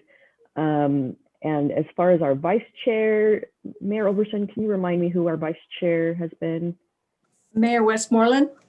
Yes, okay. So same thing, he would be up for another term if he would like. So we have this split out into 2 different resolutions, A and B, A for the chair and B for the vice chair. So we would just ask for a motion for appointing chair. Mayor Knupp, I make a resolution that we retain Mayor Overson as chair. Mayor motion second. Okay. All those in favor? Aye. Aye. Any opposed? Great. And now for the vice chair. This is Trish Hull. I move approve a resolution that we keep Mayor Westmoreland as the vice chair. Reed Demon, I second that motion. Any more discussion on that motion? All those in favor? Aye. Aye. Or any opposed? Great, thanks. Thank you. Agenda item number 6, this is our quarterly financial report, starting on page 11. Tony. Fantastic. Thank you, Chair Overson, UFSA board members. Good morning. This will be your sort of first look at the year-end UFSA for the year 2020, the financials. We had a very crazy year. A lot happened in UFSA, but happy to report our financial situation is continuing to be very strong. So I'll just start working through again. Please stop me if you have any questions. The first half of page 11 is the income, the revenue. A really solid year with the revenue. Really, we're ahead of our projections, ahead of budget. We're showing 98.9%. The only reason we're not over 100 is because of the grant. We had 1.1 million budgeted for the seismic grant. We didn't get to that in 2020. It's all been rolled over into 2021. So it's not like we didn't collect the revenue. We will in this fiscal year and future years. So if you took that out, we would be at budget, a little above budget. Impact fees were strong, even with the pandemic for the year 2020. So you can see the revenues there. Any questions for me on the revenues?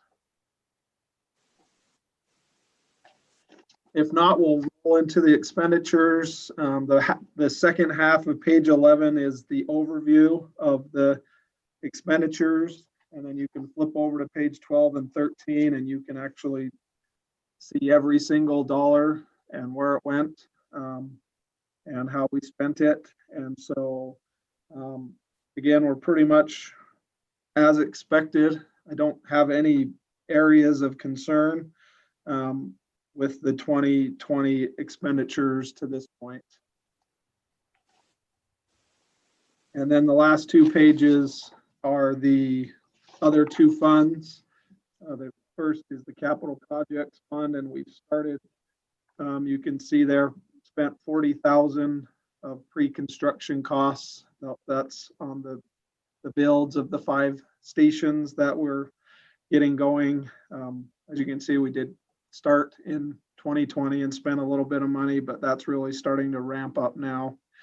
And then the last page is our debt service fund, our bond payment, and that was right on budget. And so, again, this is your first look at year end. We'll have our auditors come in. We'll still have a few year end expenditures that will hit. Our property tax will get trued up through the two counties where we collect, and those will get trued up over the coming months. But wanted to present today your first look at 2020. Any questions?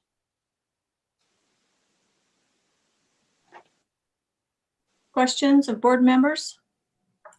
Thank you, Tony, for detailing that for us. If there are no questions, I will take a motion on this to approve this. I, Robert Hale, move to approve the quarterly financial report, including the list of expenditures for the last quarter as presented. I'll second Councilmember Perry. Thank you. We have a motion by Mayor Hale, a second by Councilmember Perry to approve the quarterly financial report. Any discussion on this motion? Roll call, please. Bailey, Aye.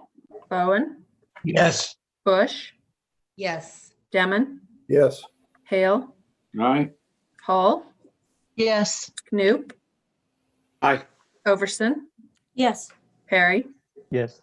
Silvestrini, Sondak, Westmoreland. Yes, sorry. Yes, sorry, Westmoreland, Yes. Wilson. Thank you. Let's move to agenda item number 7. This is the transition of accounting system from QuickBooks to Cassell, page number 17 in your packet. Tony. Thank you again, Chair Overson. In front of you here is a request from staff to transition our accounting system that UFSA uses. This is not a additional budget request. We have, you approve budget money in the professional fees. For other professional fees, you have 15,000 in the budget. So that will cover the costs of this if the board approves us to move forward. So we won't need to add to the budget, but since we didn't have this expenditure detailed in the budget, we thought it was necessary to bring this in front of you before we made this transition, if approved. And so what we're asking, since the UFA began doing the accounting work for UFSA, we started in Excel, but for the most part, we've been using QuickBooks. And that system's been good. It's met our needs, but there's some limitations to it. And we would like to transition over to Cassell. Cassell's the accounting system that UFA uses.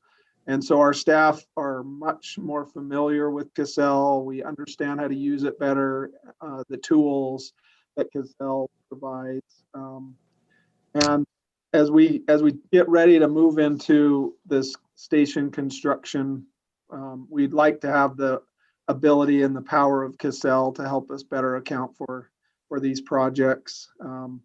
Cassell is a system that's set up for government accounting. And so it will work better to meet our needs. It's a Utah company, so we get better response from Cassell than we do from QuickBooks to help with some of our technical needs as issues come up. And so there is a cost, and it outlines this in the memo. It's about $3,000 for us to make this transition. And then we will have a monthly service fee of $133, which is more. Right now, we're paying about $30 a month for QuickBooks. And so we recognize that this is a new cost, but we believe that there's value, and the cost, there will be benefit to us and to you with this additional cost of this transition. And so again, we wanted to just put this in front of you and get your thoughts and hopefully your approval to move forward with this transition. Happy to answer any questions. Thank you, Tony, for that explanation. Board members, do you have any questions? And if not, we'll need a motion. Chair, Dan Canoop, move to approve the transition of the accounting system from QuickBooks to Cassell as discussed. Kathleen Bailey, I'll second. Thank you. We have a motion by Mayor Canoop and a second by Councilmember Bailey to approve the transition from QuickBooks to Cassell. Any discussion on this motion? Roll call, please. Bailey, Aye. Bowen, Yes. Bush, Yes. Demon, Yes. Hale, Aye. Hall, Yes. Canoop, Aye. Overson, yes. Perry, Yes. Silvestrini, Sondak, Yes. Westmoreland, Yes. Wilson. Madam Chair, can I pose one question to Tony, please? Please go ahead. Yeah. You know, we use Cassell in our in the town of Alta, and what I have found is that we had a fee and we thought we were good, but then we wanted more functionality, and we have found that there's a lot of additional costs for each extra module. So I just calling that to your attention, see if that's been your experience with UFA. Yeah, so that's exactly, we had the same experience when, especially as we were reaching out to them to get a quote. It was definitely a sort of per module cost. And so that $3,000, we are pretty simple with UFSA. We have no payroll, no employees. And so, so yeah, the 3,000 is just bringing over the general ledger, accounts receivable, accounts payable, kind of the simple basic parts of the system that we need in UFSA. But you're exactly right, Mayor. If we ever needed to start paying people again or bringing on additional modules, there would be costs. And we've experienced the same thing you have with them, both on the UFA side and as we've been learning a little bit on the UFSA. But we managed and set this up to only bring over what we need currently to provide the accounting for UFSA. Thank you, Mayor, for your question, and Tony for that explanation. Let's move on to agenda item number 8. This is station construction update. Assistant Chief Burchett, thanks for being with us. Time is yours. Yeah, thank you, Chair Overson. So there's no handout here. I'm just going to provide a brief update on where we are to date with the station construction project. With 112, with the purchase of that home and moving our crews into that house, we decided it would be a good opportunity to develop a communication plan. And so with information outreach and a community council member from that district, they've knocked door to door and contacted every single neighbor that would be impacted, both at the home and up where the station is currently. This was super valuable, and Mayor Silvestrini was really helpful in this delivery. The message was really well received, and now we have an opportunity to address a few of the concerns that did come up. And from that, we've developed a plan that we can take into the other municipalities that will be getting a new fire station. So that was really helpful, really well received, and the community in general is pretty excited that that plan is in place. We have completed the hazardous materials and geotechnical testing at station 112, 102, and 125. And as was expected, we found some issues with the hazardous materials testing. Mostly the generation that those stations were built, they used asbestos and other materials that we now have to mitigate. That was part of the plan all along, and we have a budget for that mitigation work, and that will be completed prior to demolition on both of those stations. As far as the geotechnical testing goes, there was really nothing alarming with those tests. Station 125, that's the one in Midvale. That's what our large station design, that's into schematic design. So we're working with our team and the steering committee to finalize that that design. The cost is within our proposed budget, and we've been heavily involved with Midvale City Planning Department on that. As far as 112 and 102, that's again Magna and Mill Creek stations. The small design that we developed isn't really fitting on those current sites. They're quite small. And so what we're going to end up doing is we just work with the architects and shrink that footprint and end up with a unique design for each location. So with this, I anticipate that we'll have a little bit higher design fee, but a less expensive construction cost because of the smaller size. And the team is heavily involved with Mill Creek and Magna planning departments on both of those as well. There was an issue that came up at 112. We had tried years ago to purchase a small sliver of land. It's about 800 square feet of land there to the west of the station. And I was under the understanding that that was completed, but it turns out that it never happened. So with Rachel's help, now we're trying to finalize that sliver of land purchase so that it basically covers where the crews park currently, and we'll be able to use that space for the new footprint if we can get that taken care of. But again, Rachel's been working with the landowner to move that forward. In Eagle Mountain for Station 251, we have been working with a property owner down there. The location is just right down the street from the current 251. We're in the process of getting an appraisal and a survey of that land so that we can make an offer on that property. And again, Rachel's been really helpful in communicating with the landowner and their attorneys to make that work. So hopefully by next board meeting, I'll be able to come with an offer that we're ready to make on that property. As far as 253 goes, that's the new large station down in Eagle Mountain. Rachel and I have been having many discussions with Paul Jerome, the city manager from Eagle Mountain, and we hope to kind of nail down that property in the next 3 to 6 months. But overall, things are going well. It's been a fun project to be involved with, and I'm happy to answer any questions if there are any.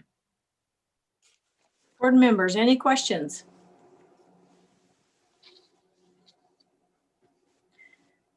Thank you for this update, Assistant Chief Burchett. Thanks for being with us. Agenda item number 9, this is page 19 in your packet, consideration approving the interlocal agreement between Midvale City Redevelopment Agency, Main Street CDA, and Unified Fire Service Area. Rachel, will you walk us through this? Yes, so I'll just introduce this real quick. You have in your packet starting at page 19, Midvale has provided a really handy one-page summary of this CDA request, which I'm hoping that you were able to review. Following that is the interlocal agreement that they're asking us to approve. I'm going to hand the time over to the representatives from Midvale. We've got Cody Hill and Nate Rockwood here. And if you guys wouldn't mind introducing yourselves and your positions with the city, and then just walk us through it real quick, that would be awesome. Thank you, Rachel, and thank you, UFSA board. I really appreciate your time. My name is Cody Hill, and I am the Redevelopment Agency Manager. And I'm Nate Rockwood. I'm the Community Development Director. Cody is going to run us through a presentation that he has, and then we can take any questions that you have after that. Thank you. So I was told not to take too much time. So rather than a very long, detailed, in-depth presentation, this is going to be more like an elevator pitch. So just so you're kind of briefed on the tempo. So the project area that we're looking at is our main street. It is from 7200 South to Center Street and 700 West to I-15. And it is there's currently a fire station there, and then the new location of the fire station is going to be just outside of it, kind of on the southeast corner. And it encompasses 117 acres. And putting this project area together has been a long and meticulous process going back to 2015, where the project area plan was adopted. We were not successful at that point in getting the support of local taxing entities. We've gone back, we've done studies, we've incorporated some recommendations from those studies, like a small area plan. We adopted the budget, and now we're looking towards the taxing entities for support. Our main goal here is really to create a sense of place. We want to make Main Street somewhere that's unique to Midvale City and also to the Salt Lake Valley. And that is really our goal. I mean, it is developed. There is some blighted areas that definitely need improvement. There are clear impediments to development that we believe with public support we can help developers get over and really restore this area. So the budget that we're looking at is 26.8 million total over 20 years. And there's kind of two different components to it. One component is a large project parking structure that's 8.9 million right here. It's right below the development activities. And I think that's a kind of a separate portion. So there's a potential for a 300,000 square foot Class A office space to go in. And with that, we would support a parking structure for that. And then there's about 15.5 million that is really focused on redeveloping Main Street, supporting parking for small businesses and multifamily housing there, supporting businesses to stay there, to relocate there, supporting the arts and other smaller initiatives there, including affordable housing. The high-level proposed interlocal agreement that we're looking for is 60% over 20 years with a participation cap of 27 million. So 20 years or 27 million total that we would receive, whichever comes first. And the base tax year value we propose is tax year 2019 with a trigger date no later than March of 2024. And there's a little asterisk next to the participation cap because we believe that the large office building would go in. If, however, that project does not materialize, so if a single project that's non-residential with a taxable value over 60 million does not come to fruition, then we would automatically drop the cap amount from 27 million to 15.5 million. So we wouldn't need that money for that large parking to support the 300,000 square feet of Class A office. So that portion of the budget would effectively disappear, and that 15.5 million would be there so that we can focus on our, still have money to focus on Main Street. And so that benchmark is part of the agreement with an automatic reduction of the cap amount that we would collect. The last three slides, the following three slides are just kind of explaining how tax increment works, kind of the mechanics of the agreement. So the base year value is 58.7 million. That's the value of this area in red. And UFSA's tax rate is 0.001746. So the revenue that you're making, the tax revenue, is 102,000 a year. And so you would continue to receive the benefit or the tax revenues that are currently being generated. So those would not be affected. What we do look at is we say there's impediments to growth. We have not seen any growth in this area for the last 10 years. We would project that without intervention, it will stay the same. And so we project that with support from the taxing entities, we can help development overcome these hurdles to development, limited infrastructure, overhead power lines, and a parking situation that would not enable development. And so we project an 8-year straight line build out of 113 million or 14.1 annually. And we would use a portion of this growth, the value created by growth, to support development and the increase of the taxable value in the area. So how that works graphically is the base amount, that gold That lighter gold is what you are getting, about 100,000. It was 102,000.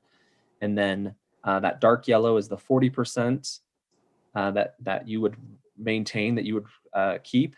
And then the blue portion is what you would participate to the agency, and we would be using that to create that growth, to overcome those hurdles that are there, those barriers. And then in year 21, if we don't hit the cap amount, then it would expire, or sooner if we hit that cap amount sooner. And at that point, you would receive the total taxable value. So we're looking at an increase from 100,000 in that area to 400,000, a little over 400,000. So a pretty significant increase in the value of that area.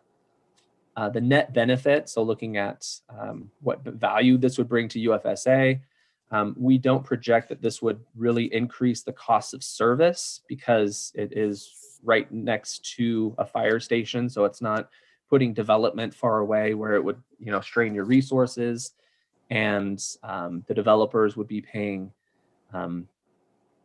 development fees, impact fees to cover the costs of their growth. And so we look at, there will be some additional costs, but for the most part, it'll just every dollar additionally that UFSA receives would be a dollar of net benefit. And so under the $27 million cap, the net benefit would be 2.2 million over 20 years with a net present value of 1.4. And so but for as we said before, or as I said before, for the past, since 2009, growth has pretty much been stagnant. There was a growth between 2017 and 2020, but the majority of that growth was not due to new growth. It was due to reassessments, inflation, and other factors. So only about 2.3% of that was actually due to new growth in that area. So,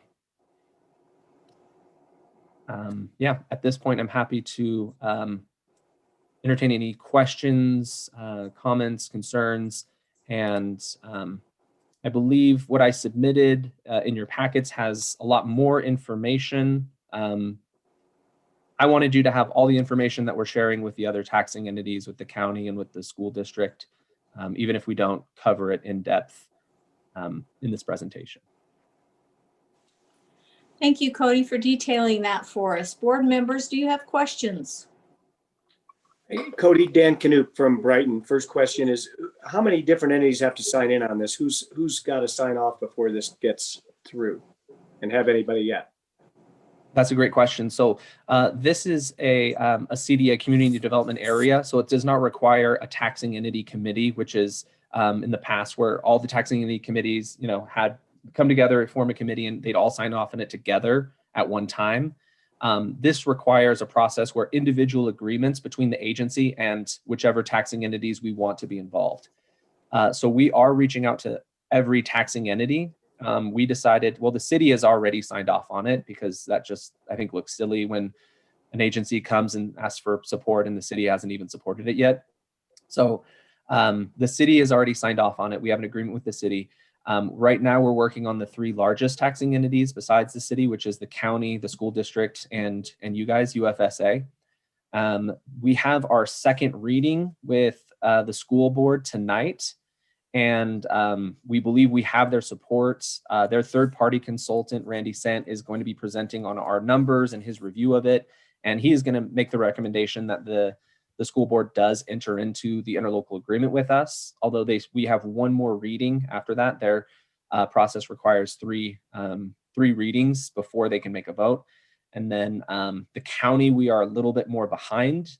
They recently hired a new economic development director, and they're kind of revamping the process in which they review and approve interlocal agreements. So we're set to have our first subcommittee meeting with them at the end of the month. And then after the 3 largest taxing entities, that process is completed, then we're going to reach out to every single other smaller taxing entity, the water district, mosquito abatement district, everyone else.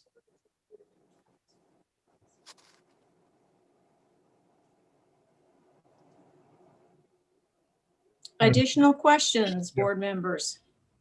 Mayor Sondak. Yeah. You were just talking about the other, the taxing entities. In our town, we've been working on a project like this, and we've recently heard from the county that given the decrease in revenues this year, that it seems like they've decided to put things on hold. Have you got reason to be optimistic about the county's participation? I do. We have had 2 meetings with staff members from the county, and they were positive. They showed optimism for our project. As I said, the process has been crawling to this point. Part of that is, like I said, their new economic development coordinator. They're trying to onboard them. And they also said that they're revamping the process. So I believe the process is going to be slow, but that we will get there. Also, that one thing that helps, a couple things that helps us is the budget for this project is not, it's not a massive, we're not talking about hundreds of millions of dollars. It's $27 million over 20 years. So more conservative compared to a lot of other project areas that get proposed.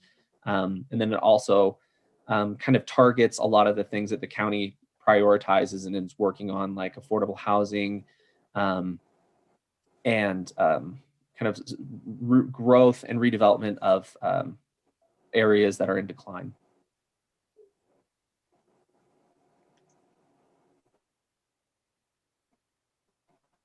I would ask, do we have any recommendation from staff on this, from Rachel or Tony, on some guidance, direction on how we should go with this?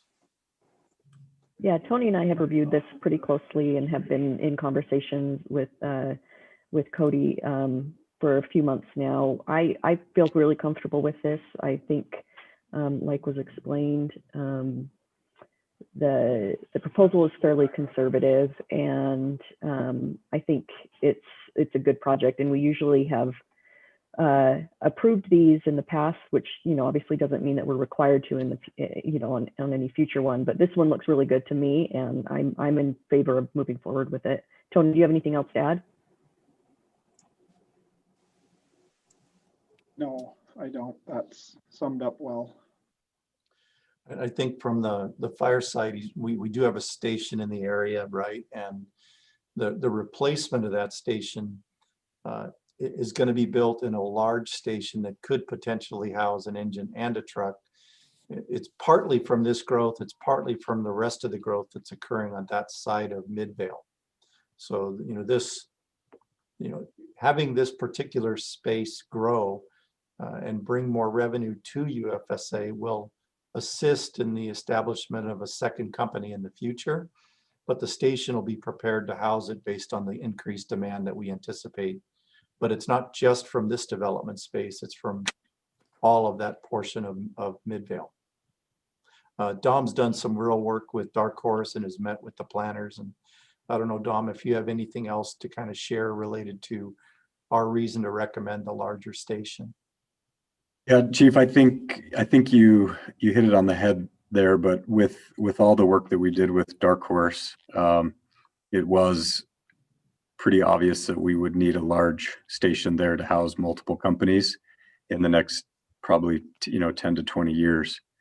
The growth is quite large, specifically to the west of the station and where this is planned, and that location is ideally located for a multi-company house with that growth. So I think as the community grows and the call volume increases, we'll be in a great spot as far as the station goes to handle that and increase staffing as needed there. And the station was, we had the option of building a smaller station or the larger station, and it was, like I said, with Dark Horse, pretty obvious that the large station was going to be needed there in the next 10 to 20 years, I would say.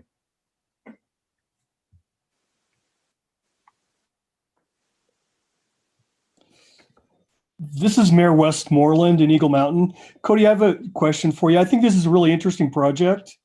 I just want to make sure I'm understanding it completely. So this is primarily to address some blight concerns and some affordable housing. Is that Is that fairly accurate?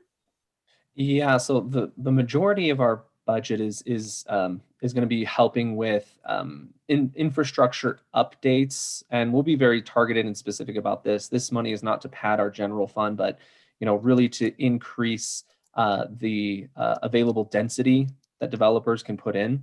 It's going to also create parking along Main Street. You just can't put in the kind of development that makes sense, that brings a good return if you have to worry about parking. And so we're also going to be not just using this tool, but a couple of other tools in our tool belt to help address the parking situation. One thing that's very visible is overhead power lines. There's power lines that are in some cases six inches or a couple feet above buildings, and they just really can't go vertical without having to relocate those power lines, which is a cost that most developers can't really, it doesn't make sense for them. And there are some blighted issues. One aspect that I looked at is that this could actually potentially create some savings for UFSA as we go in and remove some vacant fields, with a lot of brush, a couple of buildings that are very outdated, blighted, and make improvements there. Yeah, that sounds like some badly needed improvements. Do you anticipate any commercial entities participating in this at all? Yeah, Nate, do you want to speak to the special improvement area? Yeah, so sorry, I'm right in the sun. Yeah, so we have several, the Main Street is made up of a bunch of small parcels, so we're not expecting any big major development. We're expecting development of these little parcels the way that a Main Street sort of downtown feel would redevelop. We've zoned this with a mixed use development, so it's going to be commercial on the bottom with residential and office up on the second and the third floors. So it'll have that mixed use feel. We are partnering with some developers who own land there, and then also with business owners. So we are trying to put as many tools in place as we can so that we get this good mix of business participation as well as the tax increment funds going into it. Did I answer your question there? Yes, no, that sounds very interesting. In fact, I'd be quite interested in hearing updates on occasion to see how that's moving forward for you and how it's coming together. Yeah, it's a fun project, and hopefully we'll come back and give updates. But like Cody said, we're trying to rebuild this as a Main Street, sort of a modern Main Street that people come and go to restaurants on and shop on. And it kind of got, because of where it was located with the freeway, it kind of got trapped in the 50s, I would say. But a lot of those buildings have gone vacant, but we don't want to lose that feel. So we're trying to preserve that, make it a sort of a cool little node where people can come and, go. We have a couple of community theaters on there on the street, so you can come and see a local show and then go out and do dining. So all that sort of stuff is kind of the goal that we're trying to put in here. So it'll be interesting to see how it works out. And I think it'll be a good amenity for Midvale, and then also for, like we said, the whole Salt Lake Valley, just another sort of cultural area. I could throw a little historical into this. When I was in my early teen years, my younger brother and I would ride our bicycles from 5900 South and State Street out to 700 West and then north, and come through the Main Street area to go to the Salt Lake County Library, because that was the closest library at the time. And I remember my mother shopping at JCPenney's. And once in a while, we'd stop in a Vincent Drug and get a malt or a milkshake or something. So I've watched this change, and the library, Salt Lake County Library, was on the site of where the 125 news station is going to be built. And so the downtown area of Midvale has been around, like was mentioned. It started in probably the 1900s, in the 1910s, and finished building about 50, 60 years ago. And not much has been done since then. It's retained its unique character, but it needs something or it will die completely. And we don't want that to happen. It's got a nice character about it and lots of history. So I appreciate the input from Mr. Hill, Mr. Rockwood, and if I could throw in that little bit of historical perspective. Thank you. Mayor Hale, thanks for the historical perspective on that. Board members, I apologize. I'm cutting in and out, and Mayor Westmoreland, just be on alert. I'm trying to hang in there. Are there any other questions or discussion items regarding this consideration? If not, it's appropriate at this time to ask for a motion. Madam Chair, Dan Knupp, I move that we adopt Resolution 01/2021C, approving the interlocal agreement between Midvale City Redevelopment Agency and Main Street CDA and Unified Fire Service Area, because I trust Nate, I know him. Mayor Westmoreland, I'll second.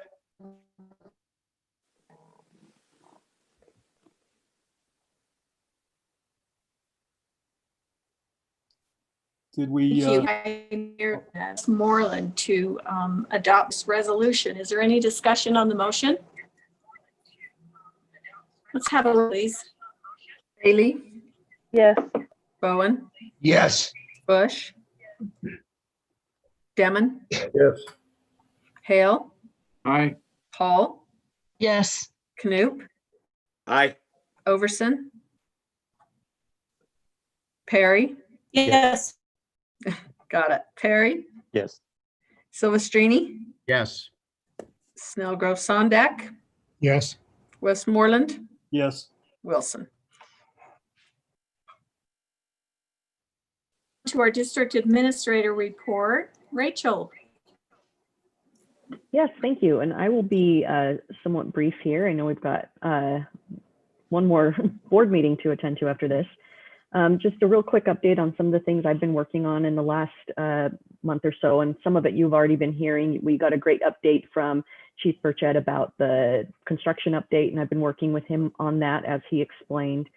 So we've got, as he explained, a couple property purchases we're looking at in Eagle Mountain, as well as completing that one purchase of the sliver of land on the Mill Creek property in Station 112 that we had started a couple years ago, but had never been completed. We've actually got a phone call with that property owner later today to try to get that cleared up and finished up. I've also been working with Tony Hill and our bond counsel and municipal advisors regarding getting our bond up and going. We'll be hearing more about that at the LBA meeting that's after this. Let's see, the withdrawal, I just wanted to do a quick update on the withdrawal of Riverton and Harriman. Those, as you are aware, you approved the withdrawal agreements a few months ago, and we have completed that process. We got everything required sent to the Lieutenant Governor's office, and the Lieutenant Governor certified those withdrawals in late December. And we got those, the new plat map recorded with the county recorder, and everything's good to go there. So those withdrawals are officially complete. We think that process worked pretty well. And I think everyone has ended up in the position that they want to be, and everyone's feeling good about that. So we're glad that that worked out for everyone.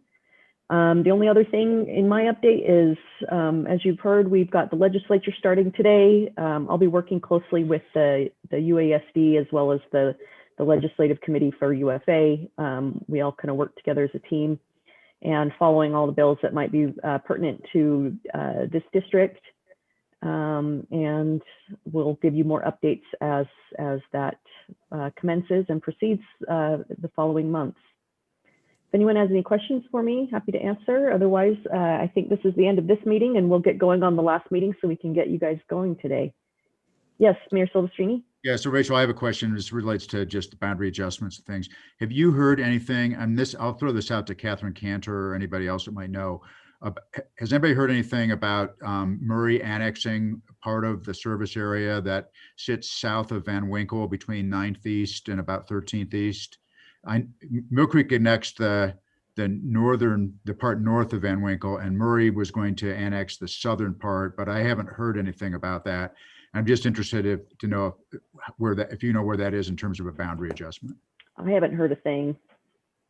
Mayor Silvestrini, I'm not aware of the status of that, but I can check and get back to you. Okay, thank you. Mayor, I have not seen any plats or anything of that nature, or even a proposal at this point. Thank you. Thanks for bringing that up, though. I'll make sure to keep that on the radar. Be on the lookout for that. Yeah, I don't know whether they intend to take over Murray Fire or keep that in the service area. I don't know what their plan might be, but I haven't had any discussions with them about that. But okay, thanks. Thank you for that. Before we dismiss this meeting, as Rachel mentioned, we do have a local building authority meeting right immediately following this. So don't hang up, stay tuned, and we have no closed session, so I will need a motion to adjourn. Jeff Silvestrini, I'll move to adjourn. Second. Thank you. We have a motion and a second. All those in favor of adjourning, say aye. Aye. Aye. Aye. And Cindy, as soon as you're ready, we'll just jump into the local business building authority meeting. Okay. Pat, are you ready? Yes, go ahead. Okay, I'm good. Great. Then I will call this meeting to order, the local building authority of the UFSA. It's January 19th at 9:56 a.m. We'll begin this meeting by, asking if there is any public comment. Cindy, did you receive any comments? I did not.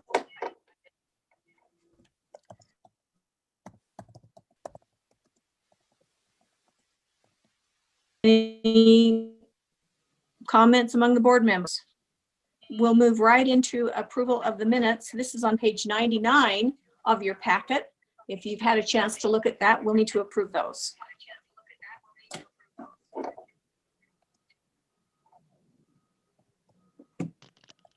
Chair Overson, this is Councilmember Perry. I'll make a motion to approve the 16th, 2020.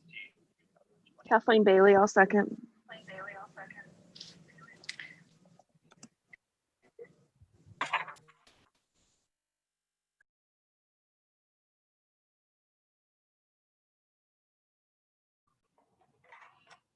Shall I roll call? Yeah, why don't you go ahead and do that? It looks like Mayor Overson got frozen again. She's frozen. Bailey? Mhm. Bowen? Yes. Bush? Demon? Hale? Hall? Yes. Knoop? Aye. Overson? Yes. Perry? Yes. Silvestrini? Yes. Snellgrove Sondak? I wasn't on the board at that time, so I'm going to abstain from this. Okay. Westmoreland? Yes. Wilson? Thank you. Thanks for carrying on without me. Let's move to agenda item number 4. This is, wow, this is a big one. Shouldn't take much time, but this is where we talk about bonding. So I will turn this over to Tony. All right, thank you, Chair Overson, board members. Yeah, it is a big, long agenda item and a lot of information in the packet. Basically, what we're doing today is we're kicking off the bond process for the construction of the 5 stations. I'd like to introduce, we have a great team that is supporting us through this process. I'd like to introduce Brad Patterson. He's our bond counsel, as well as Jonathan Ward and Japeth McGee. They're all on the call here. You can see their smiling faces. Jonathan and Japeth are our financial advisors from Zions Bank. And so if I could, I'll turn it over to, not sure if it's Brad or Jonathan or Japeth, whoever, one of them, whoever wants to just kind of give a brief background of what we're doing here, and maybe just a brief overview of what to expect in the coming meetings for our board members. I can go ahead and lead out, and then if Brad and Jonathan have any additional comments, they'll I'm sure their seasoned experience will bring that. So the parameters resolution is authorizing the municipal building authority to issue bonds, or at least to start the process for issuing bonds. You're going to set the parameters under which the MBA can issue bonds, and those parameters are a few things. First, and probably most important to you, is that par amount. So the maximum par amount that you're going to authorize as the approving authority. And we've set it at 42.5. That allows us some wiggle room in case changes to the facilities need to be made.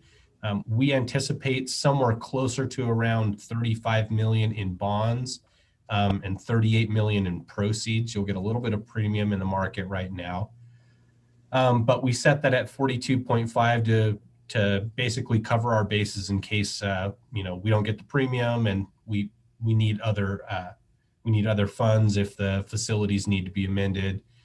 Obviously you Chief Burchett mentioned that one of the facilities was going to be downsized slightly, but if you had something else come up, this would allow you some wiggle room for that.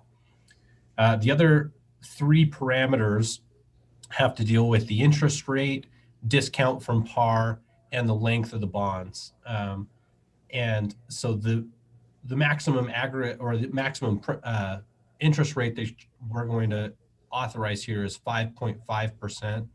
You'll get some 5% coupons, but your true interest cost is going to be closer to 2% probably. So this is an excellent time to go into the market. Discount, we typically don't like to see bonds that sell at discount and appreciate. So what we'll do is we'll set that up, and so that you aren't going to get more than 2% discount on that, and that's that parameter. And then 22 years is, I believe, what we've set as the maximum maturity length on this, and that'll give 21 years. That allows some time for capitalized interest, and then several years of bond amortization going on in there. So happy to answer any other questions, or if Brad, or I guess we can say what we'll wind up doing is, this is the parameters resolution, but we'll have to come back. This will allow us to send out a notice of public hearing and a notice of bond sales, so that we can start a 30-day contest period. So when that notice of bond sale goes out, essentially what will happen is anybody from the public can come up and say, hey, I object to this. I don't want this to happen. We rarely see that happen. I won't say never, but rarely see the public come and say that they object to an MBA bond. But it is a period for the public to come in and say, we'd like to force this to a vote rather than allow the entity to do it on their own. So once that 30-day contest period is over, and we will sell bonds. In the interim, we'll have another board meeting, and at that board meeting, you'll adopt more of the legal documents and kind of the form of your indenture, which Brad can talk about a little bit, and Brad's working on, and you'll authorize other people to kind of finalize the bond issue. So happy to answer any questions, or let Brad include anything I missed. Yeah, Jay, thank you. That's a great overview. The only thing that I would add to that is that as you are aware, this is going to be known as a lease purchase kind of structure. Essentially, you'll annually appropriate monies toward the payment of the lease. Because of that, investors want to have some form of collateral, and the collateral that will be here will be actually the various fire stations that we are not only financing with this particular set of bonds, but also with the previous fire stations that have been previously funded by bonds. And so there's going to be a cross collateralization. So I just thought that you might want to be aware of that. But I think Japheth covered most of it, and I'm happy to entertain any questions as well. Mayor Silvestrini? So I have a couple questions. The first one is, as far as you guys know, the movement in the interest rate market hasn't changed significantly, and right now we don't have anything on the horizon to suggest they might go up, but they're still pretty favorable. You expect they'll be favorable by the time we get to the point of issuing bonds. That's question number one. Maybe you want to take that one first. Yeah, so rates have been extremely favorable. We've seen a slight uptick in rates recently, and I think it's anybody's guess where they could go. There is some talk that potentially the influx of capital coming from a new Biden administration might cause some higher inflation. We might see some more movement in the interest rate, but the Fed's not moving their targets, and they've said they're not going to move them in 2021 at all. So that's something that might keep rates down despite some strong fiscal spending. Honestly, we don't know, but we have seen them move slightly higher recently. We're still at really favorable periods to issue bonds, though. Not quite as favorable as we were in, say, August, but those were historic lows in my lifetime. Okay, thank you. Yeah. So then my other question is, the concept of cross collateralizing, our other stations to secure this, that seems to be novel. And I guess my question is that novel? Is that unusual? Normally you'd think that the collateral in the stations that we're building would be adequate. That's part of that. And then the other question is any advice about whether that's advisable, just given, does that limit our flexibility with respect to other borrowing or other potential bonding? I'm not sure what that might include, but I guess I have a reservation about encumbering our ability to bond if we had some kind of an unforeseen event or something like that. And I can let Brad talk about the uniqueness of it. In my experience, it's not necessarily unique, but it was something that we did advise for a couple of reasons. The reasons we advised it is partially because of the volatility in the market.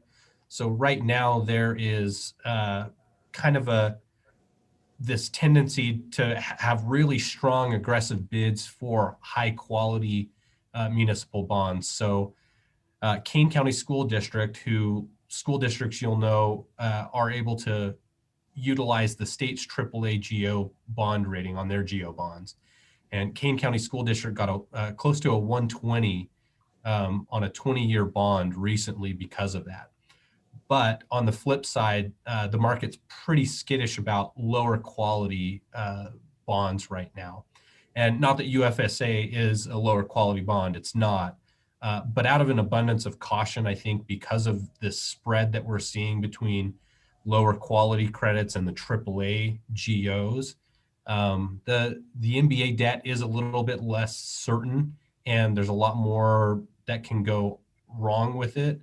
And so for that reason, in order to kind of maintain that credit quality in a market that's really concerned about that, we recommended that cross collateralization. So the other question that just occurs to me is, are there any limitations in our other bonding documents? This may be a question for Rachel, that would restrict our ability to encumber the assets that are still encumbered by other bonds. Brad, why don't you go ahead and take that? Yeah, Mayor Silvestrini, thank you very much.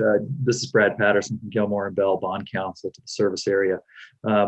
Just in terms of the uniqueness of the cross collateralization, It's a tool that we see typically used in these kinds of structures, in these building authority structures. We see that there are a variety of different projects that are cross-collateralized one with another.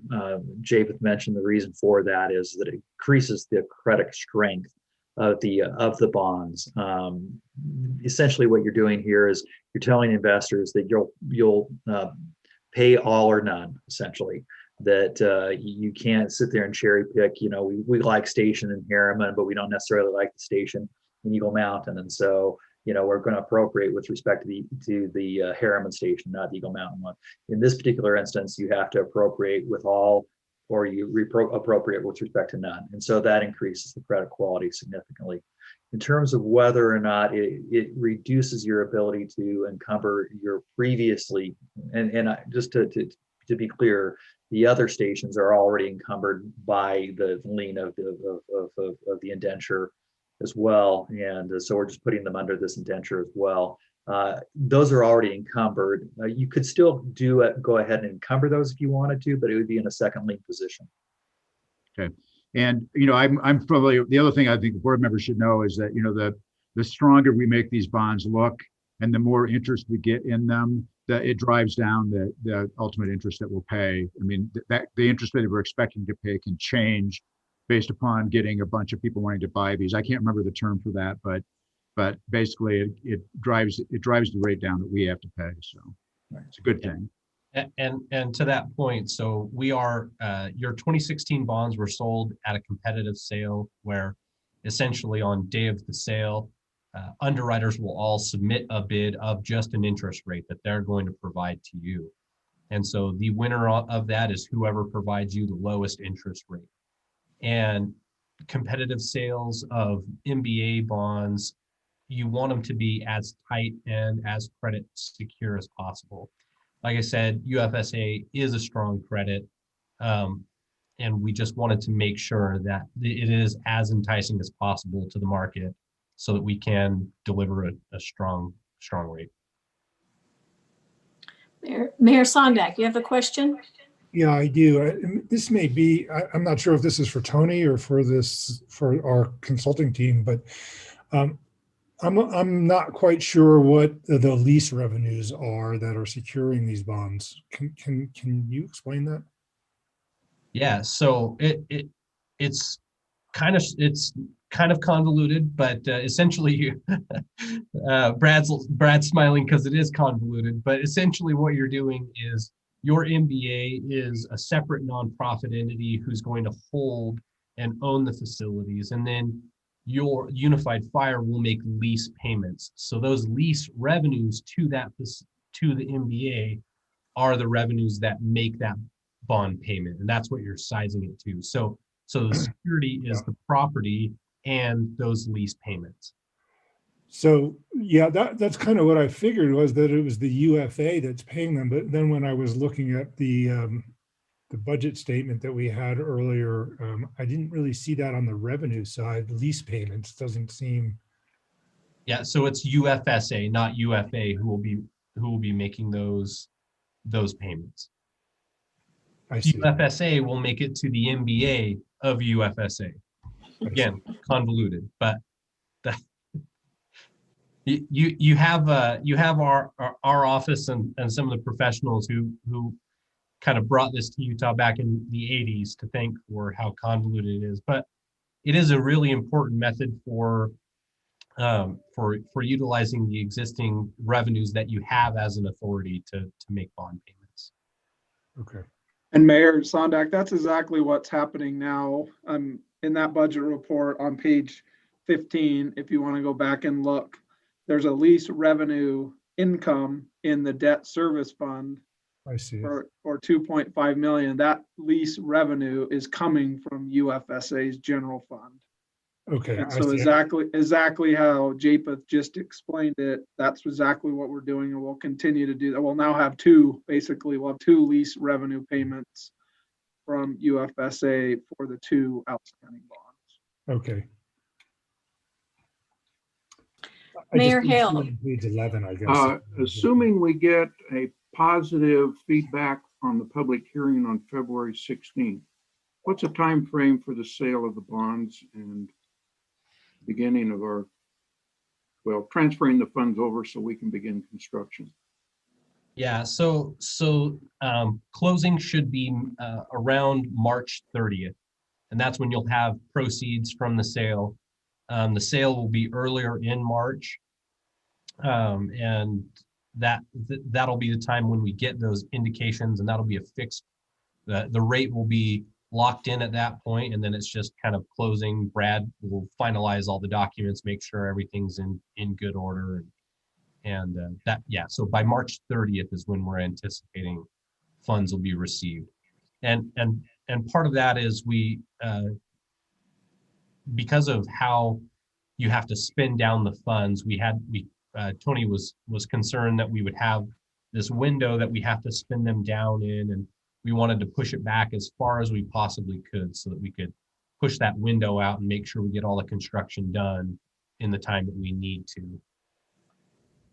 Thank you. Yeah.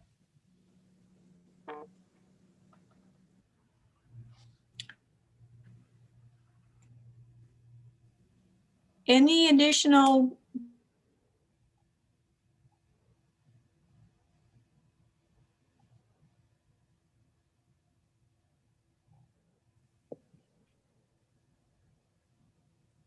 We didn't hear you, Mayor Overson.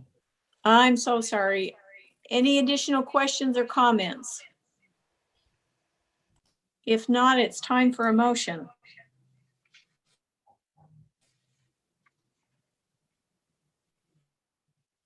This is Mayor Hale. I move to adopt resolution 01-2021A as discussed. It's just amazing. This is Trish Hall, I'll second. Thank you. We have a motion by Mayor Hale, a second by Trish Hall to approve resolution number 01-2021A as discussed. Is there any further discussion on this? Let's have a roll call, please. Bailey? Yes. Bowen? Yes. Bush? Demon? Yes. Hale? Aye. Hall? Yes. Knoop? Aye. Overson? Yes. Perry? Yes. Silvestrini? Yes. Snellgrove, Sondak? Yes. Westmoreland? Yes. Wilson? Thank you very much. We do not have the need for a closed session today, so I'll entertain a motion to adjourn. So moved. Thank you. Thank you, folks. Thank you all. Have a good Thank you all. day. Have a good day.